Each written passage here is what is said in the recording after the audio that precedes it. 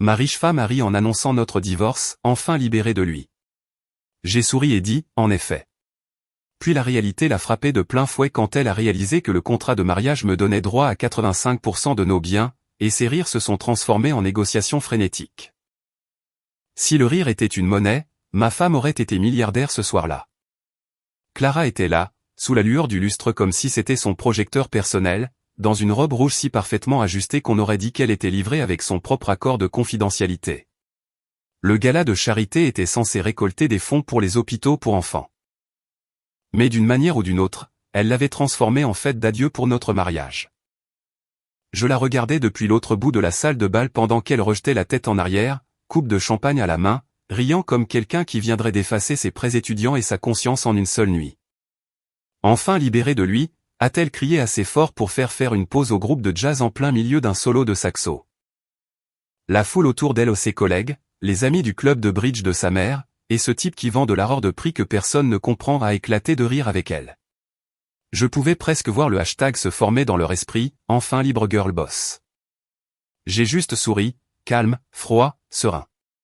J'ai levé mon verre d'eau gazeuse parce qu'il fallait bien que quelqu'un ramène la reine du drame à la maison et j'ai dit, en effet. Ce seul mot a frappé la pièce comme un micro qu'on lâche. On aurait pu entendre une fourchette tomber sur un filet mignon à 3 tables de là. Les rires se sont arrêtés. Son verre s'est figé en l'air et tous les riches donateurs de la salle se sont soudainement souvenus qu'ils avaient une morale, ou du moins de meilleures choses à regarder. Clara a cligné des yeux en me regardant comme si je venais de spoiler sa série Netflix préférée. Pardon, a-t-elle dit. Ce ton faussement doux que les femmes utilisent lorsqu'elles calculent combien de témoins sont présents avant de jeter quelque chose. En effet, ai-je répété, en prenant une lente gorgée comme un homme qui vient de trouver la paix dans la carbonatation. La pièce est devenue silencieuse, à l'exception du violoniste qui essayait de décider s'il devait continuer à jouer ou simuler une urgence. Quelqu'un a toussé. Quelqu'un d'autre a chuchoté. Le malaise était si épais qu'on aurait pu le tartiner. Clara a essayé d'en rire, mais le son est sorti fragile, comme une flûte à champagne juste avant qu'elle ne se brise. Ses amis ont commencé à éviter mon regard comme des lâches abandonnant un navire en perdition. Je me suis adossé à ma chaise, souriant toujours, et j'ai pensé, tu voulais un public ? Le voilà. Je n'avais pas planifié ce moment. C'est juste arrivé. Des années d'endurance silencieuse, de dîners passifs-agressifs et de pics subtils déguisés en blagues s'étaient accumulés comme la pression dans une bouteille de soda secouée. Tout ce que j'ai fait, c'est ouvrir le bouchon, et bon sang, ça a pétillé. L'hôte du gala, un type avec plus de gel dans les cheveux que de bon sens, a tapoté maladroitement son micro et a dit, eh bien, remercions tout le monde pour leur généreux don ce soir, essayant de faire avancer les choses. Clara, toujours figée, a forcé un autre rire. Le genre de rire que l'on a quand on réalise que sa cote de popularité sociale vient de s'effondrer. Je pouvais presque voir son tableau mental recalculer les futures invitations. Mason, chérie, a-t-elle dit à travers un sourire crispé. Tu ne devrais vraiment pas plaisanter comme ça. Tu as raison, ai-je répondu. Ce n'est pas une blague. Si les regards pouvaient tuer, j'aurais fait la une des journaux. Je pouvais sentir la chaleur émaner d'elle comme un sèche-cheveux défectueux. Les serveurs essayaient de faire comme s'ils n'avaient rien remarqué, mais l'un d'eux, un jeune homme d'une vingtaine d'années, m'a lancé ce regard que les hommes se lancent entre eux quand quelqu'un reçoit enfin ce qu'il mérite. Le visage universel du « bien joué, mon frère ». Je suis resté assis, calme comme le méchant qui n'a pas besoin d'élever la voix parce que le monologue est déjà écrit. Pendant ce temps, Clara essayait de se rattraper en parlant plus fort, en changeant de sujet et en riant à nouveau comme si de rien n'était. Bref, les filles, a-t-elle gazouillé. Certains hommes ne peuvent tout simplement pas supporter une femme forte. Quelques rires nerveux ont flotté dans l'air, mais plus personne n'y croyait. L'illusion s'était brisée. Voyez-vous, c'est ça le truc avec l'humiliation publique, elle ne blesse que lorsqu'elle n'est pas méritée. J'avais des preuves et un contrat de mariage qui pouvaient servir d'arme de destruction massive. Elle ne le savait pas encore. Oh, mais elle allait le savoir. La nuit a continué au ralenti. J'ai discuté poliment, serré la main de donateur, souri pour des photos, et même fait la conversation à un sénateur qui pensait que je m'appelais Martin. Pendant ce temps, Clara n'arrêtait pas de jeter des coups d'œil dans ma direction, essayant de deviner si j'allais exploser ou rester zen. Alerte spoiler, je suis resté zen, car le silence, mon ami, est une vengeance sous-estimée. C'est comme regarder quelqu'un allumer une mèche et réaliser trop tard qu'elle est attachée à sa propre robe. Vers 23 heures, le groupe a joué un morceau lent et les couples ont commencé à danser. Clara, que Dieu bénisse son cœur délirant, a essayé de faire comme si tout allait bien. Elle s'est pavanée vers moi, ses talons claquant comme une sonnette d'alarme, et a dit « Nous devrions au moins danser pour les apparences ». J'ai levé les yeux. Imperturbable, tu en as déjà fait assez pour nous deux. Elle a soufflé. Tu es incroyable. Et tu es libre, ai-je dit. Félicitations. Ça lui a cloué le bec, pour une fois. Je n'ai pas dansé ce soir-là. Je me suis adossé et je l'ai regardé virevolter avec un type d'une agence de marketing qui avait l'air d'hydrater ses émotions. Chaque tour, chaque faux sourire, tout criait au contrôle des dégâts. La foule faisait semblant d'apprécier la musique, mais les murmures avaient commencé. Tu as entendu ce qu'elle a dit ? Il a dit, en effet. Oh, il va tout récupérer dans le divorce. Pas faux, chers inconnus. Pas faux. À la fin du gala, j'ai serré encore quelques mains, remercié l'hôte et pris mon manteau. Clara parlait toujours à ses amis. Elle préparait probablement le récit pour le brunch du lendemain. Il m'a humilié publiquement. J'étais la victime. Bien sûr, ma jolie. Si les victimes portent des talons à 2000 $ et cherchent la bagarre. Je suis sorti vers le service de voiturier, j'ai donné un pourboire de 20 $ au gars et je suis resté sous l'air froid de la nuit, respirant la liberté pour la première fois depuis des années. Ça ne semblait même pas encore réel. Mon téléphone a vibré. Raymond, mon avocat et ange gardien officieux de la mesquinerie, m'avait envoyé un SMS plus tôt. N'oublie pas, Mason, tu as le contrat de mariage du siècle. Si elle part, tu gagnes. J'avais ri quand il m'avait dit ça des mois auparavant.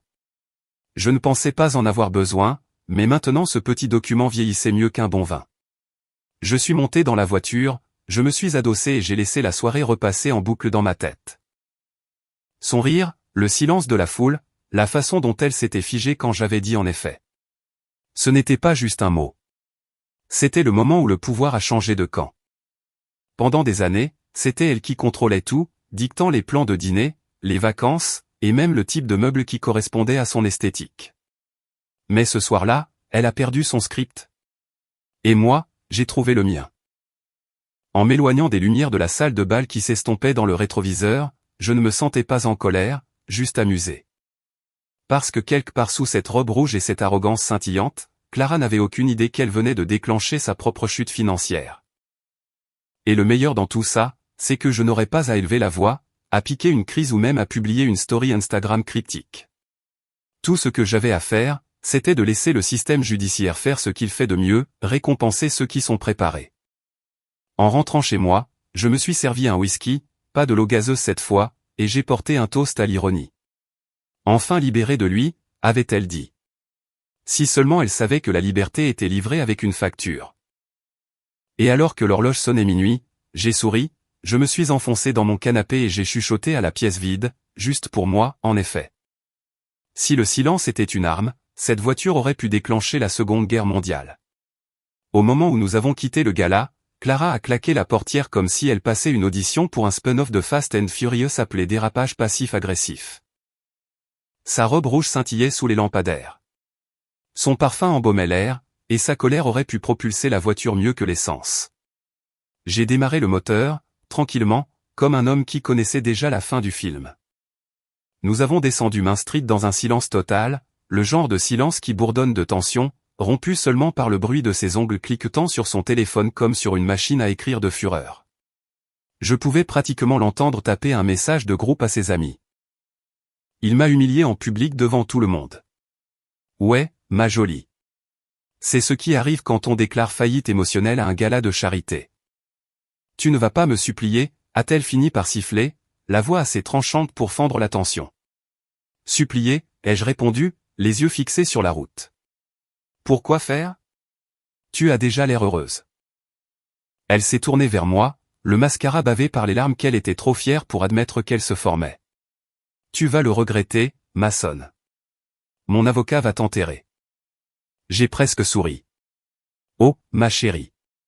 Mon avocat n'enterre pas les gens. Il les classe soigneusement dans le dossier vaincu. Elle a lâché ce rire faux, le genre qui sonne comme des éclats de verre. Tu te crois si malin? Tu penses que ce contrat de mariage a la moindre valeur? Je vais le contester. Bien sûr, ai-je dit en prenant un virage. Tu peux aussi te battre contre la gravité, mais je ne te le recommande pas. Elle m'a foudroyé du regard comme si j'avais personnellement donné un coup de pied à son sac de créateur préféré. Je vous jure que si les regards pouvaient tuer, ma nécrologie aurait titré « Un homme de la région meurt d'une exposition prolongée à une mauvaise attitude ». Pendant tout ce temps, j'ai gardé mon sang-froid parce que vous savez ce qui est plus effrayant qu'un homme en colère? Un homme calme qui a déjà fait ses valises émotionnelles. Le Bluetooth de la voiture s'est allumé avec un appel. Raymond Holt, mon avocat en personne. J'ai cliqué sur ignorer. Clara a haussé un sourcil. C'était qui? Mon avocat. Pourquoi ton avocat t'appelle-t-il à minuit? Probablement pour me féliciter de ma patience. Ça m'a valu un autre regard noir. Elle s'est tournée vers la fenêtre et nous avons dépassé les lumières scintillantes de la ville. Des gens qui riaient à l'extérieur des restaurants, des couples qui se tenaient par la main, la vie qui continuait pendant que mon mariage se décomposait tranquillement dans une Lexus. Elle a marmonné quelque chose dans sa barbe. Quelque chose à propos de « après tout ce que j'ai fait pour toi ». Oh ouais, nous y voilà. Le discours de culpabilité nostalgique. Tout ce que tu as fait pour moi, ai-je répété. Tu veux dire faire exploser ma carte Amex en coussin décoratif et retraite au spa sous couvert de prendre soin de soi. J'ai soutenu tes rêves, a-t-elle cinglé. Tu as soutenu mes rêves de la même façon qu'un chat soutient les meubles. En y faisant ses griffes chaque fois qu'ils avaient l'air trop confortables. Ça lui a cloué le bec une seconde. Je jure que j'ai pu sentir la température chuter de 5 degrés dans la voiture. Elle a croisé les bras comme un enfant à qui on refuse un jouet. Tu es sans cœur, a-t-elle dit. Non, ai-je répondu. J'ai juste fini de louer de l'espace dans mon âme à quelqu'un qui facture des pénalités de retard émotionnel. Pendant un moment, le seul bruit fut le bourdonnement des pneus et le GPS qui nous rappelait poliment de tourner à gauche dans 400 pieds, lequel avait honnêtement de meilleures compétences en communication que nous. J'ai jeté un œil à son reflet dans la vitre, les yeux rouges, les lèvres tremblantes, mais essayant toujours d'avoir l'air indifférente.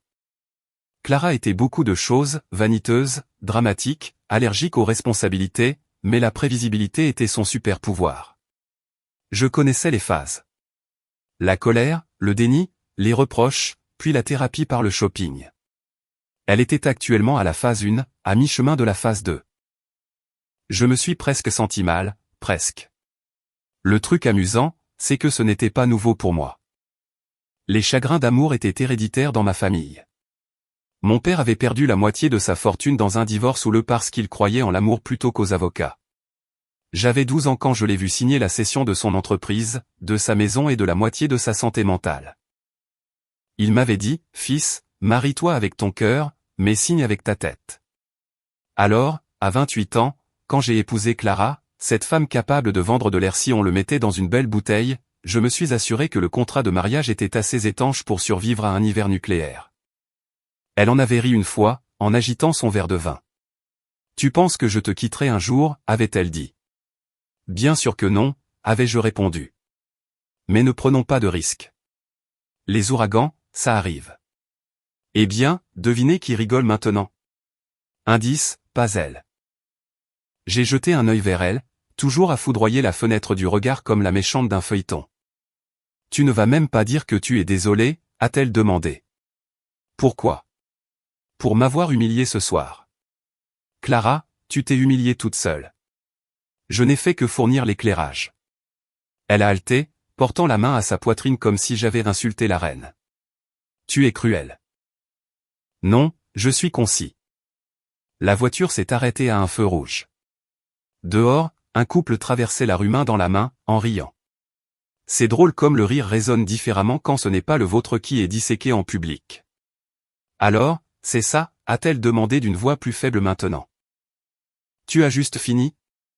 Je me suis tourné vers elle et je l'ai dit d'un ton plat, Clara, j'ai fini au moment où j'ai réalisé que notre mariage n'était qu'une entreprise où je payais pour tout et où je ne pouvais toujours pas m'offrir la paix. Elle n'a pas répondu. Elle a juste fixé la route devant elle, les lèvres pincées, les yeux brillants mais provoquants. Le feu est passé au vert et nous avons continué à rouler en silence. Mais cette fois, le silence ressemblait à une conclusion, pas à une guerre. Mon téléphone a encore vibré. Raymond, toujours aussi persistant. Je l'ai ignoré. Non pas parce que je ne voulais pas répondre, mais parce que je n'en avais pas besoin. Je savais comment cela allait se dérouler. Je l'avais déjà vu faire. Elle allait menacer d'appeler des avocats. Je resterais calme. Et quelque part entre sa fureur et ma patience, la vérité parlerait d'elle-même. Tu vas le regretter, a-t-elle répété, presque en chuchotant. Peut-être, ai-je répondu. Mais je le regretterai depuis le confort de mes 85%. Sa tête s'est tournée brusquement vers moi. 85. J'ai souri. Tu n'as pas lu les petits caractères, n'est-ce pas? L'expression sur son visage valait chaque dîner gênant, chaque remarque perfide, chaque « mes amis pensent que tu es ennuyeux ». Elle a pâli. Vraiment pâli. Comme si elle venait de réaliser que le Titanic n'avait pas assez de canaux de sauvetage. Tu m'as piégé. Non, ai-je dit, je me suis juste préparé à la version de toi que j'espérais ne jamais voir apparaître. Nous nous sommes garés dans l'allée, les phares balayant la maison que nous avions autrefois appelée la maison de nos rêves. L'ironie ne m'a pas échappé. Le rêve avait expiré. Ce n'était plus que de l'immobilier. Elle n'a pas bougé quand je me suis garé. Elle est restée assise là, à regarder la maison comme si elle lui filait déjà entre les doigts. Je n'arrive pas à croire que tu me fasses ça, a-t-elle murmuré. Je me suis tourné vers elle. Clara, tu t'es fait ça toute seule. Tu ne pensais tout simplement pas que ce serait moi qui rirais à la fin. Je suis sorti, j'ai fermé la porte et, pour la première fois depuis des années, l'air de la nuit m'a semblé honnête. Fini les faux sourires, fini les faux semblants, juste moi, les étoiles et le son de ces sanglots étouffés derrière les vitres teintées. À l'intérieur, je me suis servi un verre de whisky, pas pour célébrer, mais comme un rituel. Le divorce, c'est juste une désintoxication avec de la paperasse. Je me suis tenu près de la fenêtre en la regardant, toujours assise dans la voiture, réalisant probablement que pour une fois, ses mots ne pouvaient rien réparer, ses larmes ne pouvaient rien manipuler, et son charme ne pouvait rien rattraper. C'était ça la beauté de la vérité. Elle ne négociait pas. En prenant la première gorgée, je n'ai pas pu m'empêcher de sourire. Elle pensait que ce soir était la fin pour moi. Mais en réalité, c'était le début de son éducation aux conséquences. Vous avez déjà reçu une lettre si arrogante qu'on a l'impression que l'enveloppe vous juge? Ça a été ma matinée. Tôt et de bonne heure, à 8h03. Un coursier en costume noir a sonné à ma porte, tenant une enveloppe blanche comme si elle contenait les 10 commandements. « Monsieur Masson » a-t-il demandé. J'ai hoché la tête. « De la part de Green et Mater » a-t-il dit, en me la tendant comme s'il me livrait le karma en personne. Je vous jure, il a même souri d'un air narquois avant de s'éloigner. Je l'ai ouverte sur le comptoir de la cuisine, le café dans une main, la curiosité dans l'autre, et elle était là, l'équivalent juridique d'un doigt d'honneur. La demande de divorce de Clara imprimée sur du papier épais, en relief, et parfumée au privilège. Il voulait la moitié de tout, une pension alimentaire à vie et la maison. Pas une maison. Ma maison. Celle que j'avais achetée, rénovée et payée pendant qu'elle se concentrait sur son développement personnel, ce qui consistait principalement à faire du pilate et à faire semblant de tenir un blog art de vivre qui générait exactement 0 revenu. J'ai fixé le papier, puis mon café. Tu vas avoir besoin de plus de caféine pour ça, me suis-je dit. Alors, je m'en suis fait une autre tasse, je me suis assis et j'ai ri. Pas le genre de rire amer, mais le rire authentique du style « oh la vache, elle le fait vraiment ». Puis, j'ai tout transféré à mon avocat, Raymond Holt. Un homme si juridiquement mortel qu'il pourrait rédiger une mise en demeure dans son sommeil. Raymond n'était pas seulement un avocat. C'était une arme en costume sur mesure. Ses emails n'avaient pas de signature. Ils avaient des verdicts. Dans les 5 minutes, il a répondu « reçu ». Ne répondez pas. Nous allons gérer cela avec précision. Traduction, il était déjà en train d'aiguiser son stylo plume comme un scalpel. 10 minutes plus tard, mon téléphone a vibré à nouveau. Clara. Le texto disait, ce truc de contrat de mariage n'est pas réel, n'est-ce pas? Oh, Clara. Douce enfant de l'été. Je n'ai pas répondu. J'ai juste fait une capture d'écran, je l'ai envoyée à Raymond et j'ai bloqué son numéro plus vite qu'elle ne bloquait ses responsabilités. 2 secondes plus tard, Raymond appelait. Elle a envoyé un texto, a-t-il demandé, sa voix douce, stable, caféinée par la pure logique. Ouais. Bien. Ne vous engagez pas. Chaque mot qu'elle envoie est un don pour votre dossier. Elle va vous détester, ai-je dit. Je me spécialise dans cette émotion, a-t-il répondu. Voyez-vous, c'est la beauté d'avoir un requin de son côté. Vous n'avez pas besoin de vous battre. Vous devez juste le nourrir de documentation. À midi, Raymond avait déjà répondu à Green et Mater avec une contre-attaque si chirurgicale qu'elle aurait pu être déposée avec un scalpel. Son email commençait par « conformément aux termes du contrat de mariage signé et notarié le 12 avril 2017 » et se terminait par un nom poli mais ferme.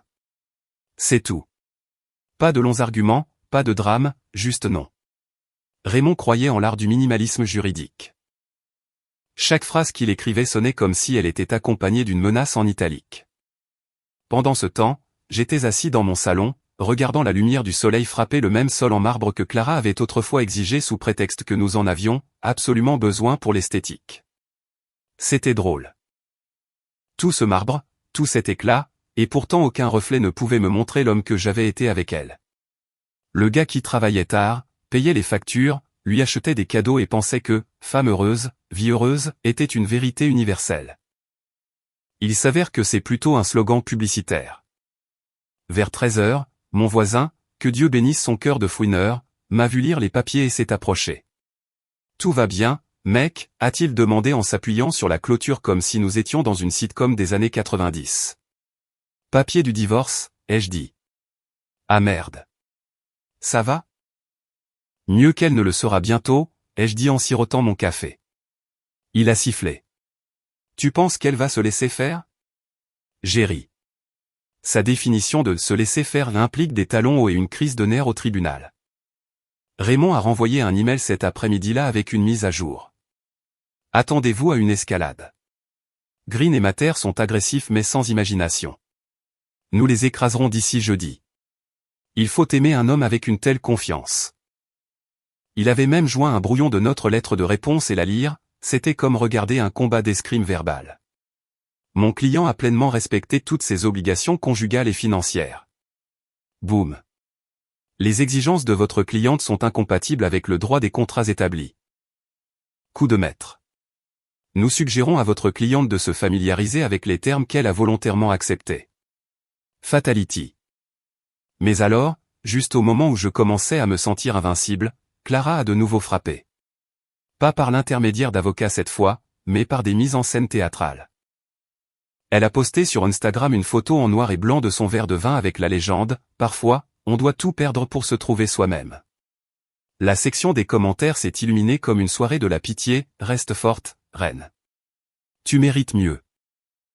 Il ne t'a jamais apprécié. » Et mon préféré, les hommes ne peuvent pas supporter une femme puissante. Oh, je peux en supporter une. Ce que je ne peux pas supporter, c'est l'illusion dans une robe de créateur. Je n'ai pas répondu publiquement. Je ne suis pas ce genre de gars. Mais j'ai envoyé la publication à Raymond.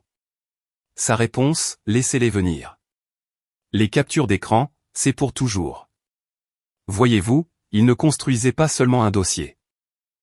Il préparait une exposition d'art intitulée L'auto-sabotage par Clara.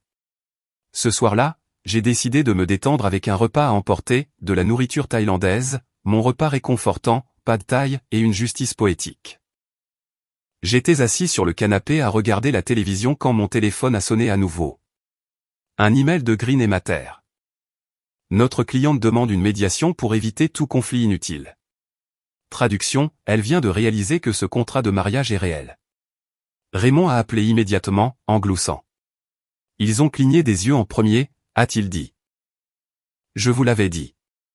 Leur agressivité est purement décorative. Quelle est la suite, ai-je demandé. On les laisse parler jusqu'à ce qu'ils s'acculent eux-mêmes dans un coin.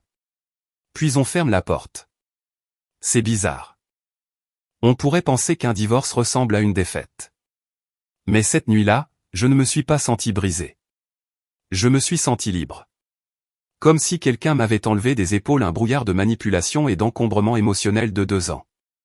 Chaque insulte qu'elle avait déguisée en blague. Chaque dispute qu'elle avait tournée à son avantage pour me faire culpabiliser. Tout cela s'est estompé pour devenir un bruit de fond. La seule chose qui résonnait plus fort, c'était la paix. Vers minuit, Raymond a envoyé un dernier email. Elle est coincée. Ne répondez à rien. Dormez bien. J'ai ri aux éclats. Dormez bien, a-t-il dit, comme si je n'avais pas dormi correctement depuis des mois. J'ai versé un autre verre, j'ai regardé la rue calme par la fenêtre, et j'ai pensé à quel point c'était étrange que quelque chose qui se terminait puisse ressembler autant à un nouveau départ. Je l'admets, une partie de moi regrettait les premiers jours, avant les disputes, avant les avocats, à l'époque où nous n'étions que deux idiots avec des tasses de café assorties et de mauvais goût en matière de film. Mais ensuite, je me suis souvenu d'elle au gala, annonçant au monde entier qu'elle était enfin libre de moi. Et j'ai pensé, tu voulais la liberté, Clara ? La voici, avec les frais de port. Le lendemain matin, Raymond m'a envoyé un texto, consultez vos emails. Je l'ai ouvert pour trouver un document intitulé Masson contre Clara, résumé préliminaire de la défense. C'était magnifique. 10 pages de pure logique limpide, recoupées avec des reçus, des relevés et le contrat de mariage. C'était comme lire le scénario de ma revanche. La dernière ligne, toutes les plaintes contre mon client sont sans fondement. Je l'ai imprimé, je l'ai placé soigneusement à côté de l'enveloppe originale de Green et Mater, et j'ai souri. 2 morceaux de papier, l'un était une menace, l'autre un bouclier. Et entre les deux, un homme qui se souvenait enfin de qui il était. Je n'avais pas besoin de crier, ni de me venger. La loi était suffisamment poétique. Clara avait déclaré la guerre. Ce qu'elle n'avait pas réalisé, c'est que j'avais déjà gagné la paix. Si le chaos avait un fan club, la famille de mon ex-femme en aurait été les membres fondateurs. Cela a commencé 3 jours après le début des feux d'artifice juridiques. J'étais à la moitié de mon café du matin quand mon téléphone s'est allumé avec un numéro que je n'avais pas vu depuis des mois. Margaret Lann, alias la mère de Clara, alias la reine autoproclamée du chantage affectif. Cette femme avait le ton d'une télévendeuse qui vendrait de la culpabilité au lieu d'assurance. J'ai hésité à laisser sonner, mais la curiosité l'a emporté. J'ai répondu. Margaret, ai-je dit, avec la voix d'un homme qui regrettait chaque choix ayant conduit à cet appel. Comment as-tu pu faire ça à ma fille, a-t-elle aboyé avant même que je ne dise bonjour. Elle a fait de ta maison un foyer. Margaret, ai-je répondu calmement. C'était déjà un foyer. Elle y a juste ajouté des bougies et des dettes. Il y a eu un silence. Je vous jure que je pouvais l'entendre serrer son collier de perles à travers le téléphone. Espèce d'ingrat. Clara t'a donné ses meilleures années. Ses meilleures années, ai-je rétorqué. Elle a passé la moitié d'entre elles à prendre des selfies avec un bon éclairage. Ça n'est pas très bien passé. Elle s'est lancée dans un monologue dramatique sur la loyauté, la famille, et comment Clara s'était tant sacrifiée. Je l'ai laissé tempêter pendant une bonne minute pendant que je mangeais mes tartines. Margaret, ai-je fini par dire, si c'est une question d'argent, dis-lui qu'elle peut garder les coussins décoratifs. Je me sens généreux. Clique, elle a raccroché si fort que le journal des appels a probablement demandé une indemnisation pour accident du travail. Mais ce n'était que la première vague de la brigade des ayants droit. Quelques heures plus tard, j'ai commis l'erreur de débutant d'aller au supermarché, celui où Clara et moi avions l'habitude de faire nos courses parce qu'elle en aimait l'ambiance. Il n'y a pas d'ambiance dans un supermarché, Margaret. Il y a des fruits et légumes et des regrets. Bref, je suis là en train de comparer les marques de lait d'avoine comme un adulte responsable quand j'entends la voix aiguë de Tiffany. La meilleure amie de Clara, sa demoiselle d'honneur, est chroniqueuse mondaine à temps partiel pour les affaires de tout le monde sauf les siennes. Eh bien, si ce n'est pas Monsieur Cœur de Glace en personne, a-t-elle dit en bloquant mon chariot comme un agent de sécurité de centre commercial. Tiffany, ai-je salué en lui adressant le sourire réservé aux jeunes enfants et aux télévendeurs. Elle a le cœur brisé, Masson, a dit Tiffany en croisant les bras théâtralement. Elle t'aime toujours. Vraiment, ai-je dit en jetant une boîte de céréales dans mon chariot. Alors dis-lui d'arrêter d'envoyer son amour par voie juridique. Tiffany a halté comme si je venais d'avouer un incendie criminel. Tu sais, elle pleurait hier soir, a-t-elle dit, la main sur la poitrine. C'est drôle, ai-je répondu, parce qu'elle a ri de bon cœur quand elle a déclaré qu'elle était libre au gala de charité. tu l'as mal comprise, s'est-elle indignée. Elle plaisantait. Alors elle devrait peut-être envisager une nouvelle carrière dans le stand-up, ai-je répondu. Elle a clairement un don naturel pour l'humiliation publique. Tiffany a fait une grimace qui disait qu'elle voulait me jeter son café bio hors de prix à la figure. Tu as changé, a-t-elle cinglé. Non, Tiffany, ai-je dit. J'ai juste arrêté de payer un loyer émotionnel à des gens qui ne m'ont jamais remboursé un centime. Et sur ce, j'ai poussé mon chariot devant elle et je l'ai laissé planter dans le rayon des surgelés, en train de répéter sans aucun doute comment elle allait déformer l'histoire plus tard pour ses amis. Le soir même, la machine à rumeurs s'était emballée. Apparemment, selon les réseaux sociaux, j'étais un homme au cœur de pierre, insensible et qui refusait de se battre pour son mariage. Ouais, parce que rien ne crie plus « relation saine » que de se battre pour rester avec quelqu'un qui a lancé un contrat juridique pour récupérer la moitié de vos affaires. Même mon coiffeur m'a demandé « Frère, tu l'as vraiment larguée comme ça ?» J'ai juste répondu « Non, frère. » Elle s'est larguée toute seule. Je suis juste le pauvre type sur lequel elle a trébuché en sortant. Puis est arrivé le texto de Melinda, la cousine de Clara, l'attachée de presse officieuse de la famille. « Salut Mason », a-t-elle écrit. Je prends juste des nouvelles. J'espère que nous pourrons tous rester courtois. Courtois. Cette femme a un jour essayé de me demander de l'argent sur Venmo pour l'essence après avoir embouti ma voiture. Bien sûr, Melinda, ai-je répondu. La courtoisie est mon deuxième prénom.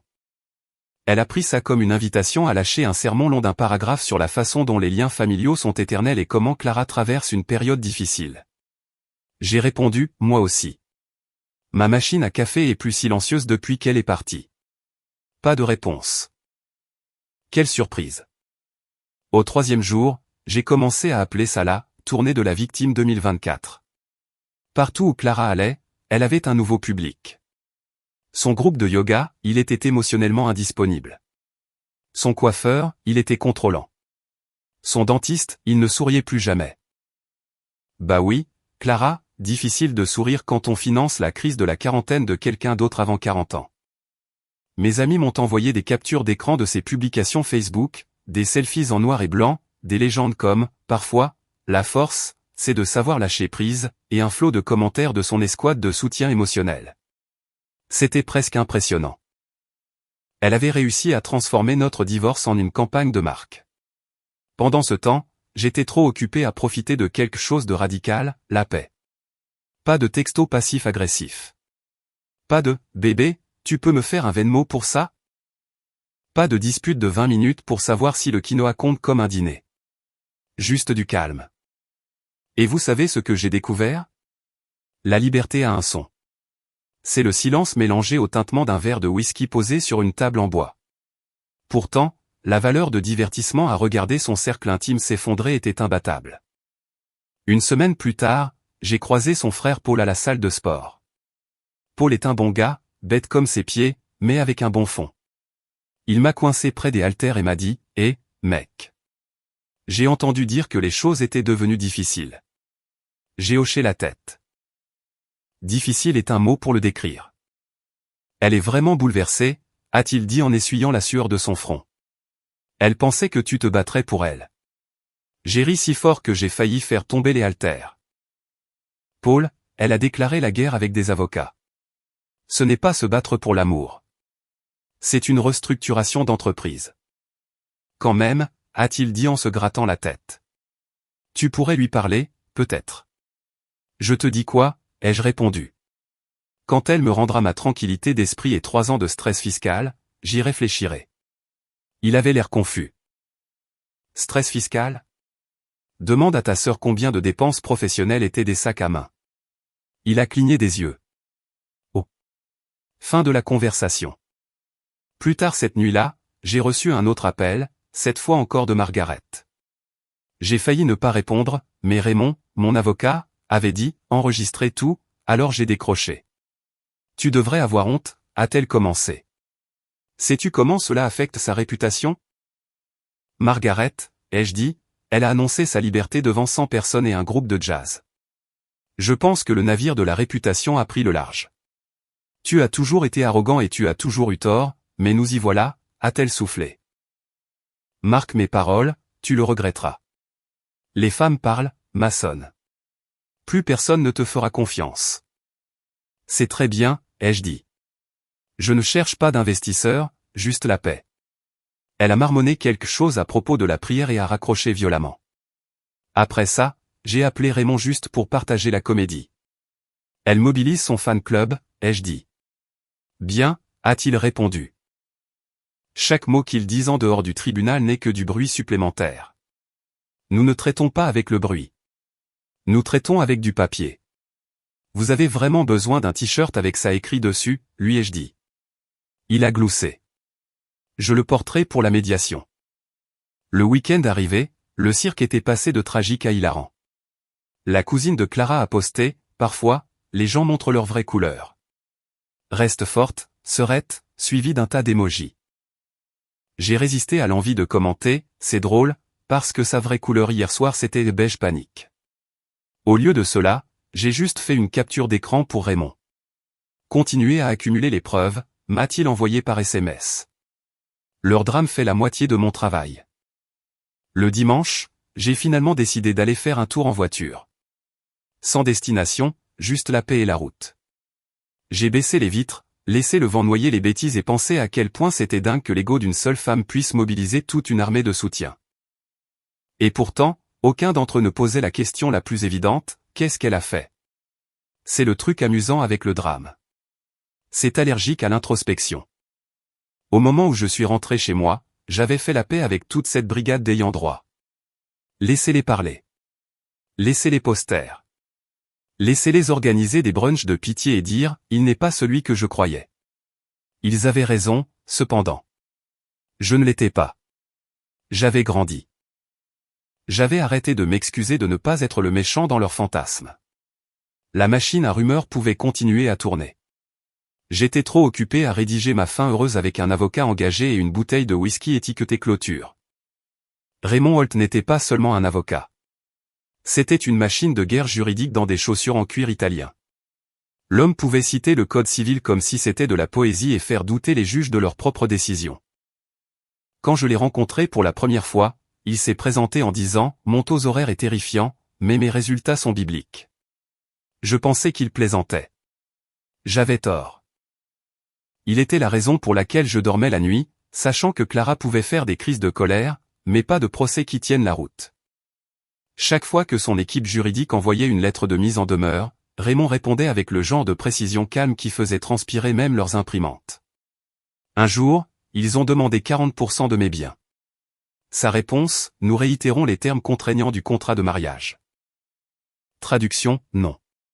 La semaine suivante, ils ont demandé une pension alimentaire. Raymond a répondu, mon client suggère que votre cliente cherche un emploi. Cet homme utilisait la politesse comme une arme. Je visitais son bureau une fois par semaine pour des mises à jour, ou comme il les appelait, nos briefings. C'était un espace minimaliste, tout en verre et en acier, comme le Airbnb d'un méchant de James Bond. Il s'asseyait derrière son bureau en tapotant un stylo Mont-Blanc contre une pile de dossiers étiquetés green et mater, erreur de jugement. Maçonne, m'a-t-il dit un mardi. L'équipe juridique de votre ex-femme vient de déposer un amendement. Il demande maintenant la Bentley. J'ai haussé un sourcil. La Bentley qu'elle n'a jamais conduite? Celle qui, selon elle, la faisait passer pour une femme trophée? Oui. Oh, celle-là, ai-je dit en sirotant mon café. Ils peuvent la prendre. De toute façon, elle est en leasing au nom de l'entreprise. Raymond a eu un petit sourire en coin. Magnifique. Ça va ruiner leur élan. Vous utilisez le détachement comme une arme. C'est ma tactique préférée. C'est ça le truc avec Raymond. Il ne se contentait pas de jouer le jeu. Il réarrangeait le plateau de jeu en souriant. Pendant ce temps, j'avais commencé à emballer les affaires de Clara, ses vêtements, ses sacs à main et environ 47 bougies parfumées qui sentaient toute la forêt confuse. Chaque objet allait dans une boîte étiquetée, pas mon problème. Le comptoir de la cuisine ressemblait à un rayon de liquidation dans un magasin de luxe pour personnes émotionnellement instables. J'ai envoyé une photo de la pile à mon pote Nathan qui m'a répondu par SMS, on dirait que Bath et Bodyworks a vomi dans ta maison. J'ai ri pour la première fois depuis des jours. Raymond appelait ça la clôture émotionnelle. J'appelais ça le grand ménage de printemps avec de la rancune. Quelques jours plus tard, j'ai reçu un email de Green et Mater demandant une réunion pour discuter d'une résolution mutuelle. Raymond l'a lu et a gloussé. Ils ont réalisé quel père, a-t-il dit. Maintenant, ils vont faire semblant d'être raisonnables. Est-ce que je dois y aller? Ai-je demandé. Absolument pas, a-t-il répondu. Vous êtes le client calme. Laissez-moi être la tempête. Quand la réunion a eu lieu, Raymond m'a appelé juste après avec un ton qui ne pouvait être décrit que comme une victoire caféinée. Ils se sont pliés comme de l'origami bon marché, a-t-il dit. Ils ont offert 25% et pas de pension alimentaire. Et je leur ai dit non, nous maintenons la ligne à 15%. C'est dans le contrat. Donc, ils sont en colère? En colère, a-t-il dit, en riant presque. Ils cherchent des carrières alternatives sur Google. Pendant que Raymond terrassait des dragons juridiques, Clara organisait apparemment son propre défilé de la pitié en ligne. J'ai reçu des captures d'écran de la part d'amis. Ces stories Instagram n'étaient que des citations dramatiques sur la trahison et les hommes toxiques. L'une d'elles montrait une photo de coucher de soleil avec la légende « Il m'a brisé, mais je me reconstruirai ». C'est drôle comme elle était toujours l'architecte de son propre chaos. Raymond a vu les publications et a dit « Parfait. Gardez-les. » La perception du public ne gagne pas les procès, mais elle assaisonne sûrement la sympathie du juge. L'homme traitait Instagram comme une pièce à conviction. Un vendredi, je suis passé à son bureau pour signer quelques documents finaux. Il nous a versé du café à tous les deux depuis une cafetière à piston qui coûtait probablement plus cher que ma télévision. Maçonne, a-t-il dit en s'adossant à sa chaise. Vous êtes officiellement à quelques semaines de la liberté. Qu'est-ce que ça fait? J'ai réfléchi un instant. C'est comme enlever des chaussures qui étaient une taille trop petite. Il a ri. Excellente métaphore. Je pourrais l'utiliser dans mes plaidoiries. S'il vous plaît, non, ai-je dit, à moins que vous ne citiez aussi Shakespeare. C'est déjà le cas, a-t-il dit. Tout est bien qui finit légalement bien. Cet après-midi-là, Clara a tenté un dernier coup de force. Elle m'a envoyé un email, non pas d'elle-même, mais par l'intermédiaire de son avocat, disant qu'elle voulait revoir les contributions émotionnelles au mariage. J'ai failli recracher ma boisson. Des contributions émotionnelles. Que valait cela sur le marché libre? La moitié d'un compliment et un gratin brûlé? Je l'ai transféré à Raymond avec un seul mot, sérieusement? Sa réponse, ils se débattent. Laissez-les se noyer. Ils ne plaisantaient pas. Une semaine plus tard, Green et Mater ont déposé une demande pour se retirer de sa représentation. Apparemment, Clara avait refusé de payer leurs honoraires parce que la justice ne devrait pas coûter aussi cher. C'est là que j'ai réalisé que le karma n'était pas seulement poétique. Il était pratique. Raymond n'a même pas jubilé. Il a juste dit, ce sont toujours ceux-là qui pensent que les émotions sont une monnaie d'échange. Ses avocats de Luxe Party, Clara a essayé de me contacter directement. Un soir, mon téléphone a vibré à 23h42 avec un texto, peut-être qu'on peut en discuter calmement. Je l'ai fixé pendant un long moment, puis j'ai fait ce que tout adulte émotionnellement évolué ferait. Je l'ai transféré à Raymond. Il a répondu immédiatement, bloquez-la.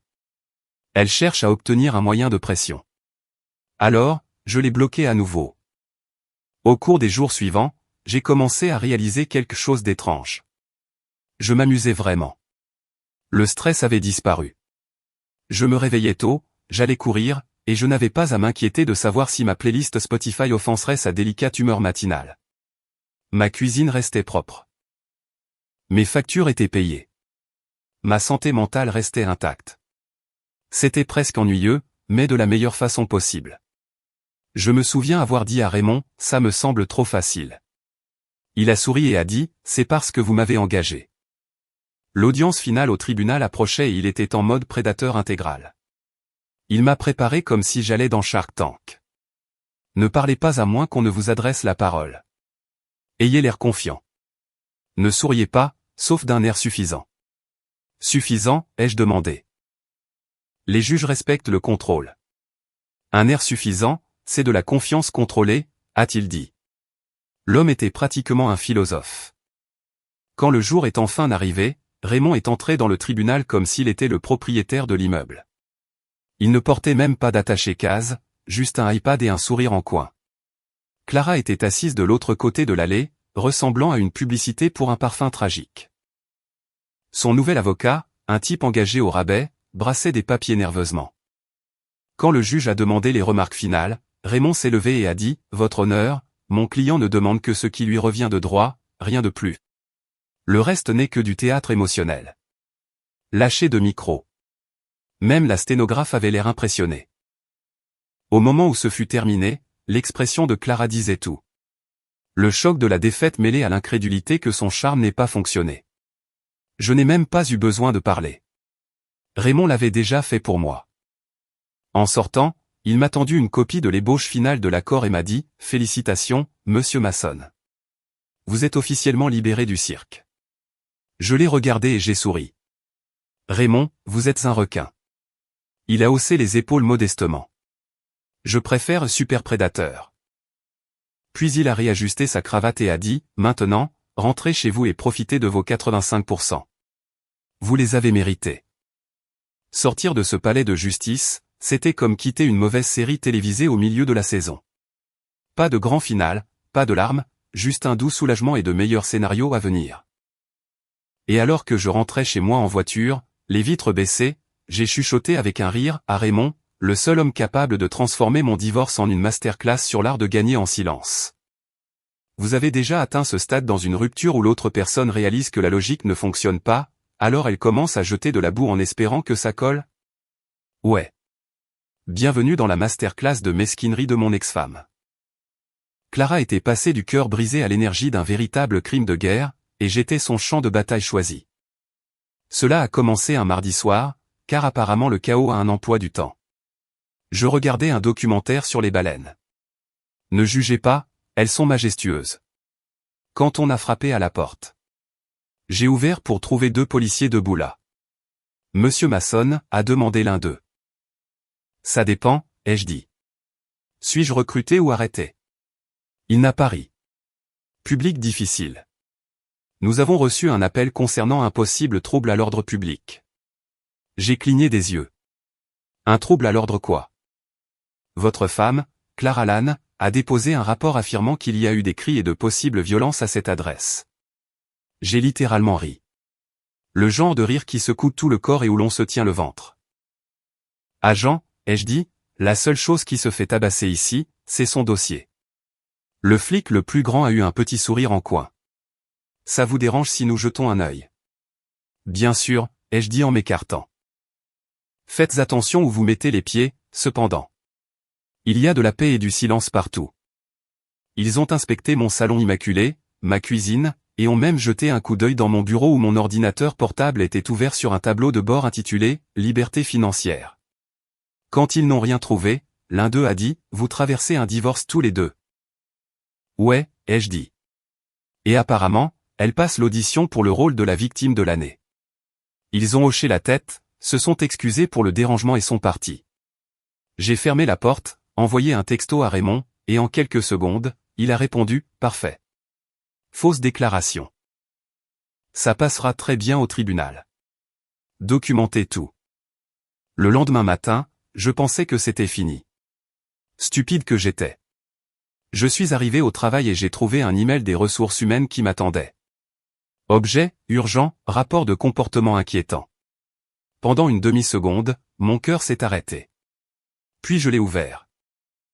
Plainte anonyme, Masson est émotionnellement instable depuis son divorce et pourrait être inapte à diriger. J'ai failli m'étouffer avec mon café. Les RH m'ont convoqué, sérieuse comme lors de funérailles. Masson, a dit Karen, parce que bien sûr, elle s'appelait Karen. Nous avons reçu un rapport préoccupant.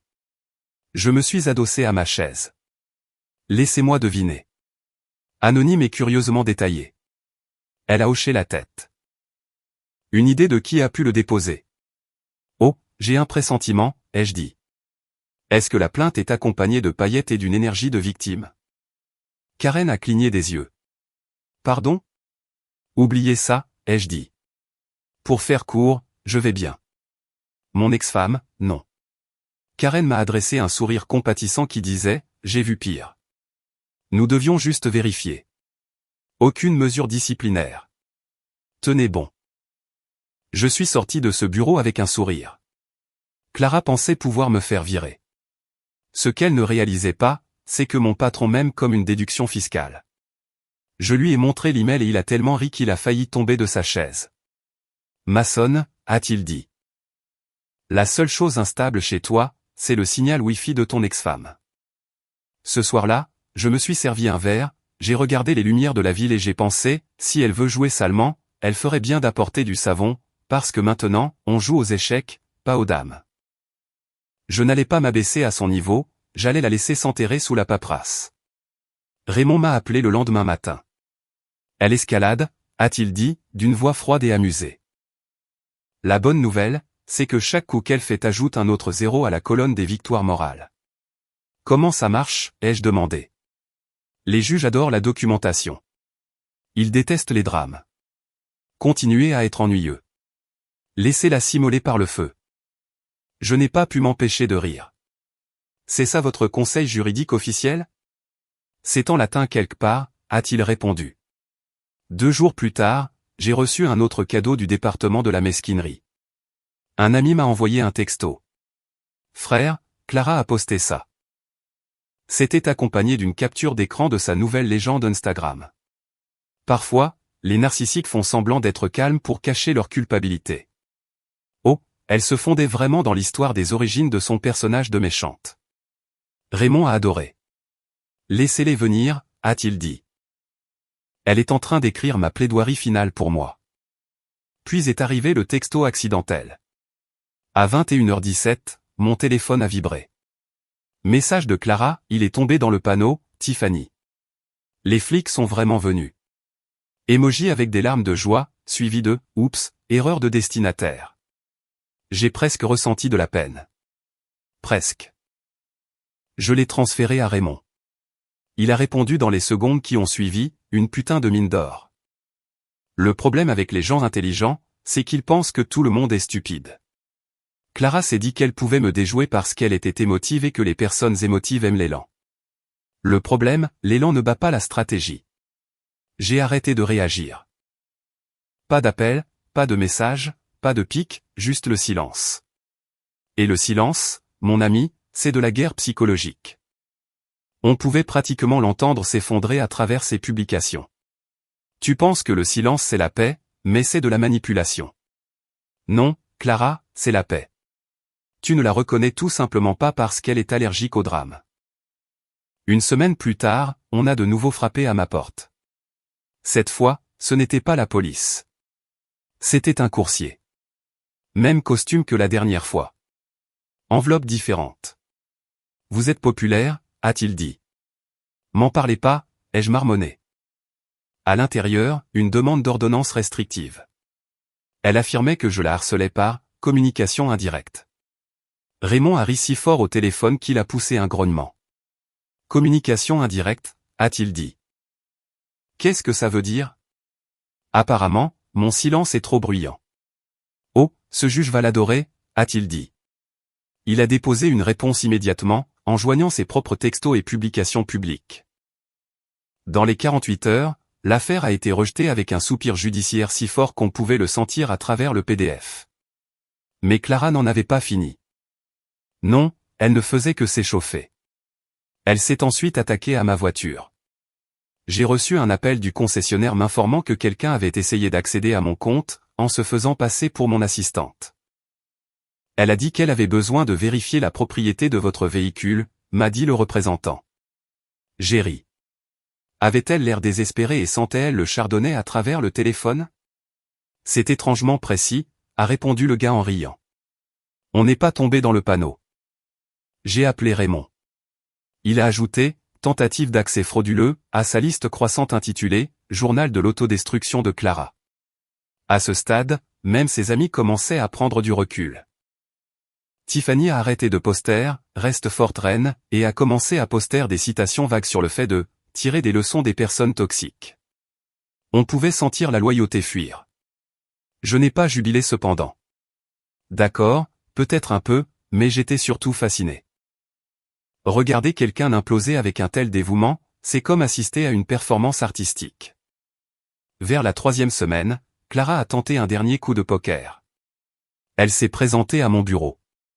Glamour total, larmes de crocodile, la totale. Ma réceptionniste m'a appelé en chuchotant, il y a une femme en bas qui dit que c'est urgent. J'ai soupiré. Porte-t-elle une robe qui a l'air chère mais émotionnellement instable? Oui, c'est elle. Dites-lui d'envoyer un email à mon avocat.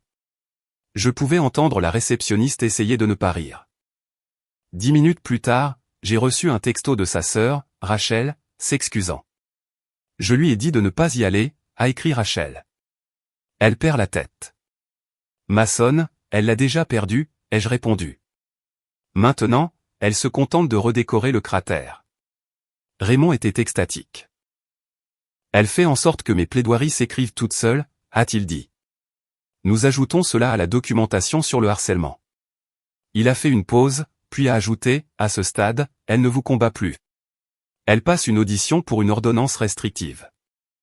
Quand le vendredi est arrivé, j'étais de nouveau assis dans le bureau de Raymond, passant en revue les dernières mises à jour.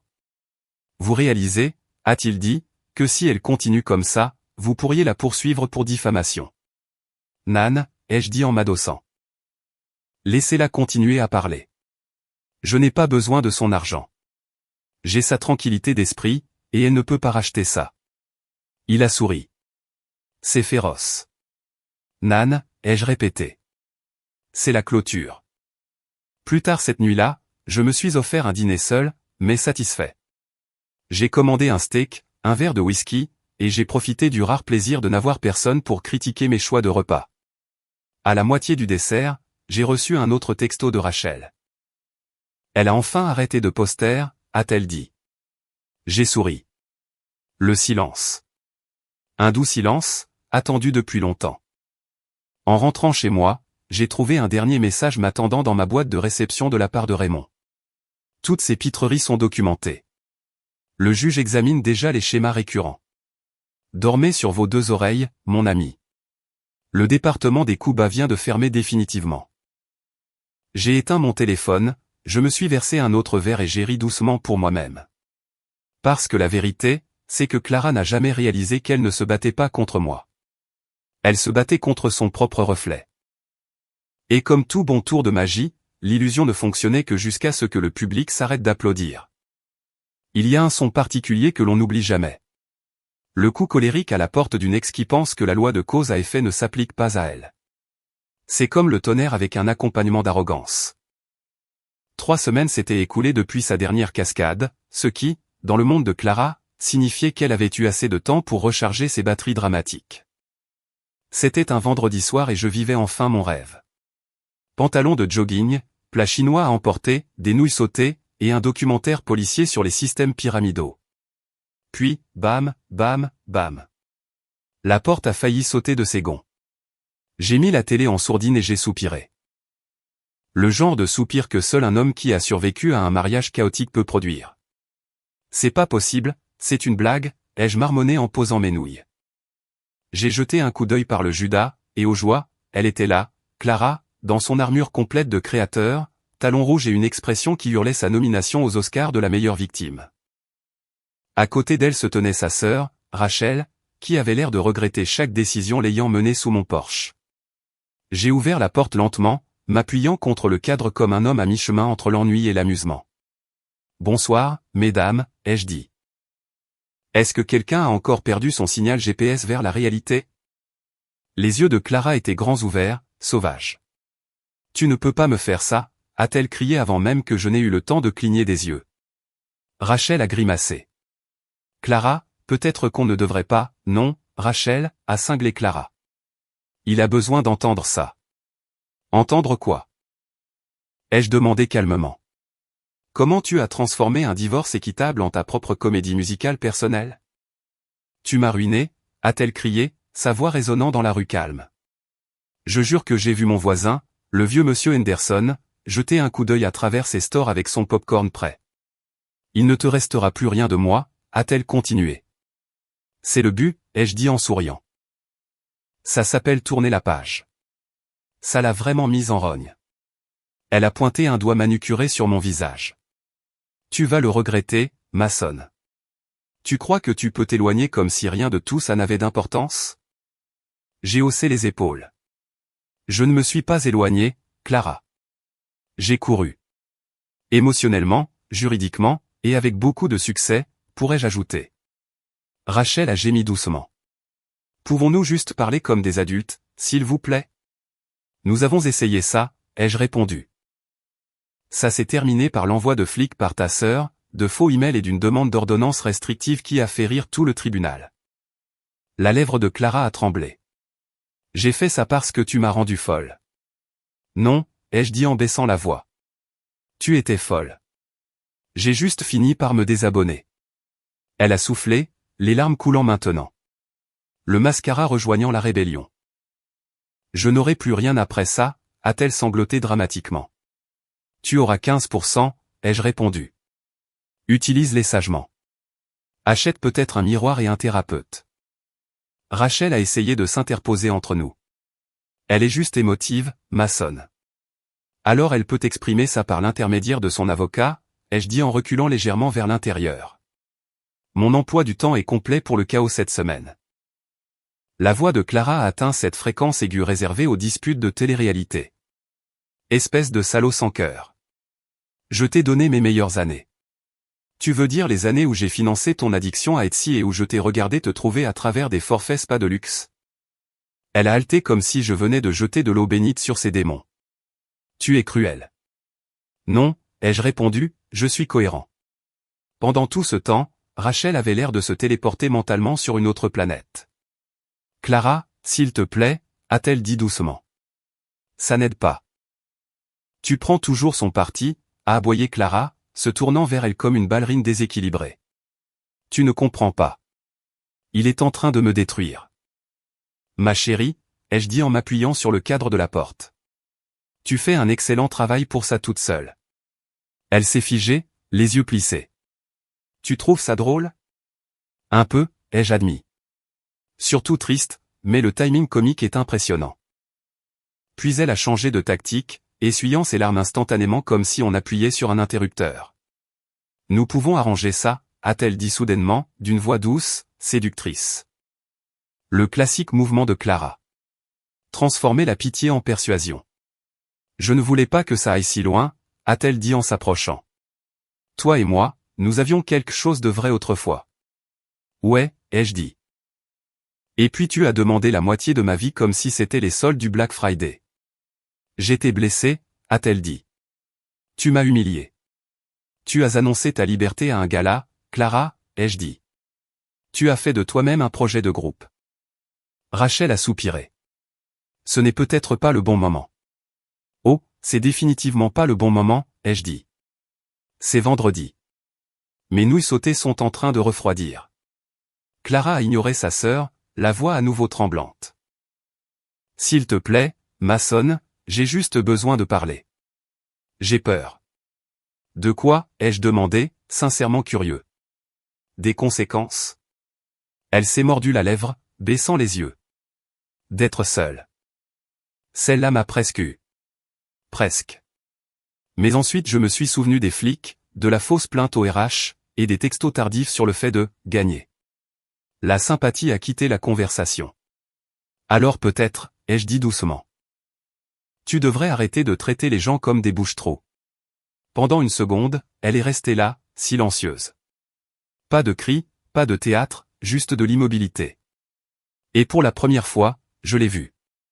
La prise de conscience. Le moment où l'ouragan comprend les dégâts qu'il a causés. Rachel a posé une main sur son épaule. Viens, a-t-elle chuchoté. Allons-y, Clara l'a repoussé, se retournant vers moi, la voix tremblante mais provocante. Tu le regretteras, a-t-elle encore dit. J'ai souri. Si c'est le cas, je te facturerai la thérapie. Elle a hésité, les larmes aux yeux, puis a fait demi-tour et a descendu les marches en trombe. Rachel s'est attardée. Pour ce que ça vaut, a-t-elle dit doucement. Je suis désolé. Elle n'est plus elle-même ces derniers temps. Rachel, ai-je répondu, ça, c'est elle-même. Le reste, c'était du marketing. Elle a eu un petit sourire triste et a suivi sa sœur. Dès que la porte s'est fermée, j'ai expiré.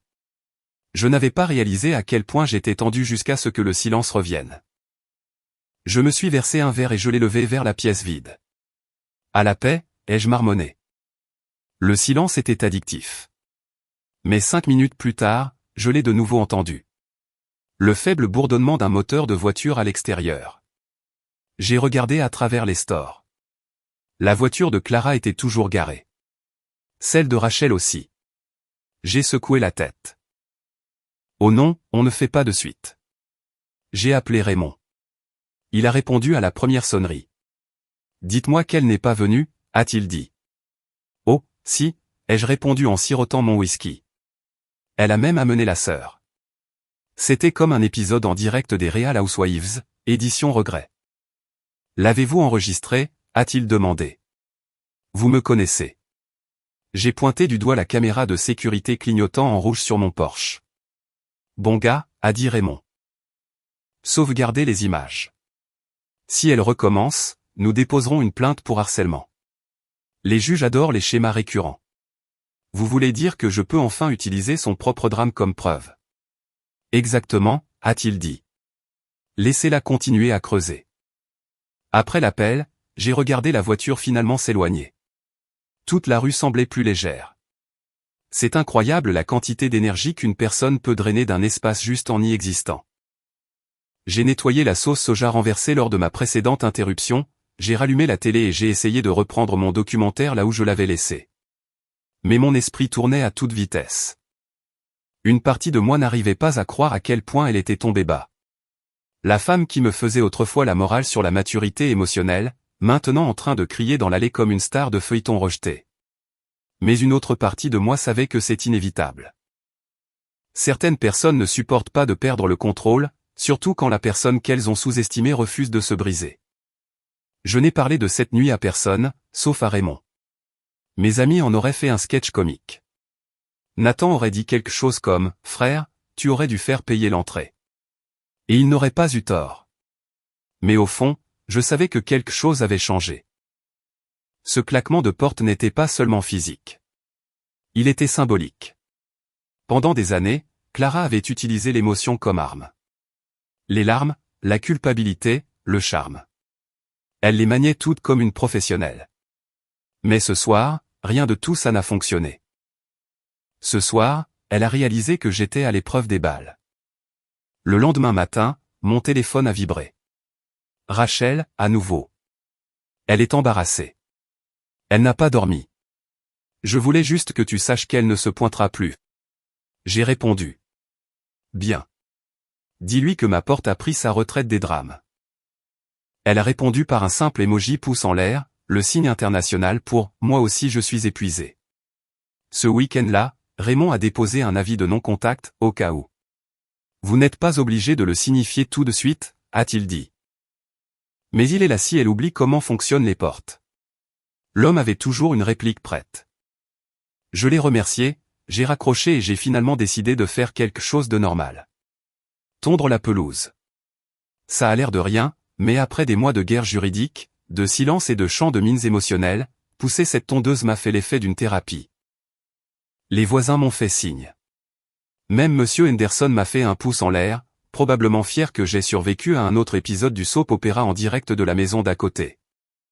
Ce soir-là, alors que j'étais assis sur le porche à regarder le coucher du soleil, j'ai repassé tout ça dans ma tête. Le gala, les audiences du tribunal, le chaos, et maintenant ça, son final en crise de nerfs. C'était comme si j'avais survécu à un ouragan. Et pour la première fois, l'air était calme. Je ne me sentais plus en colère. Je ne me sentais même pas vindicatif. Je me sentais juste libéré complètement, magnifiquement, tranquillement libéré.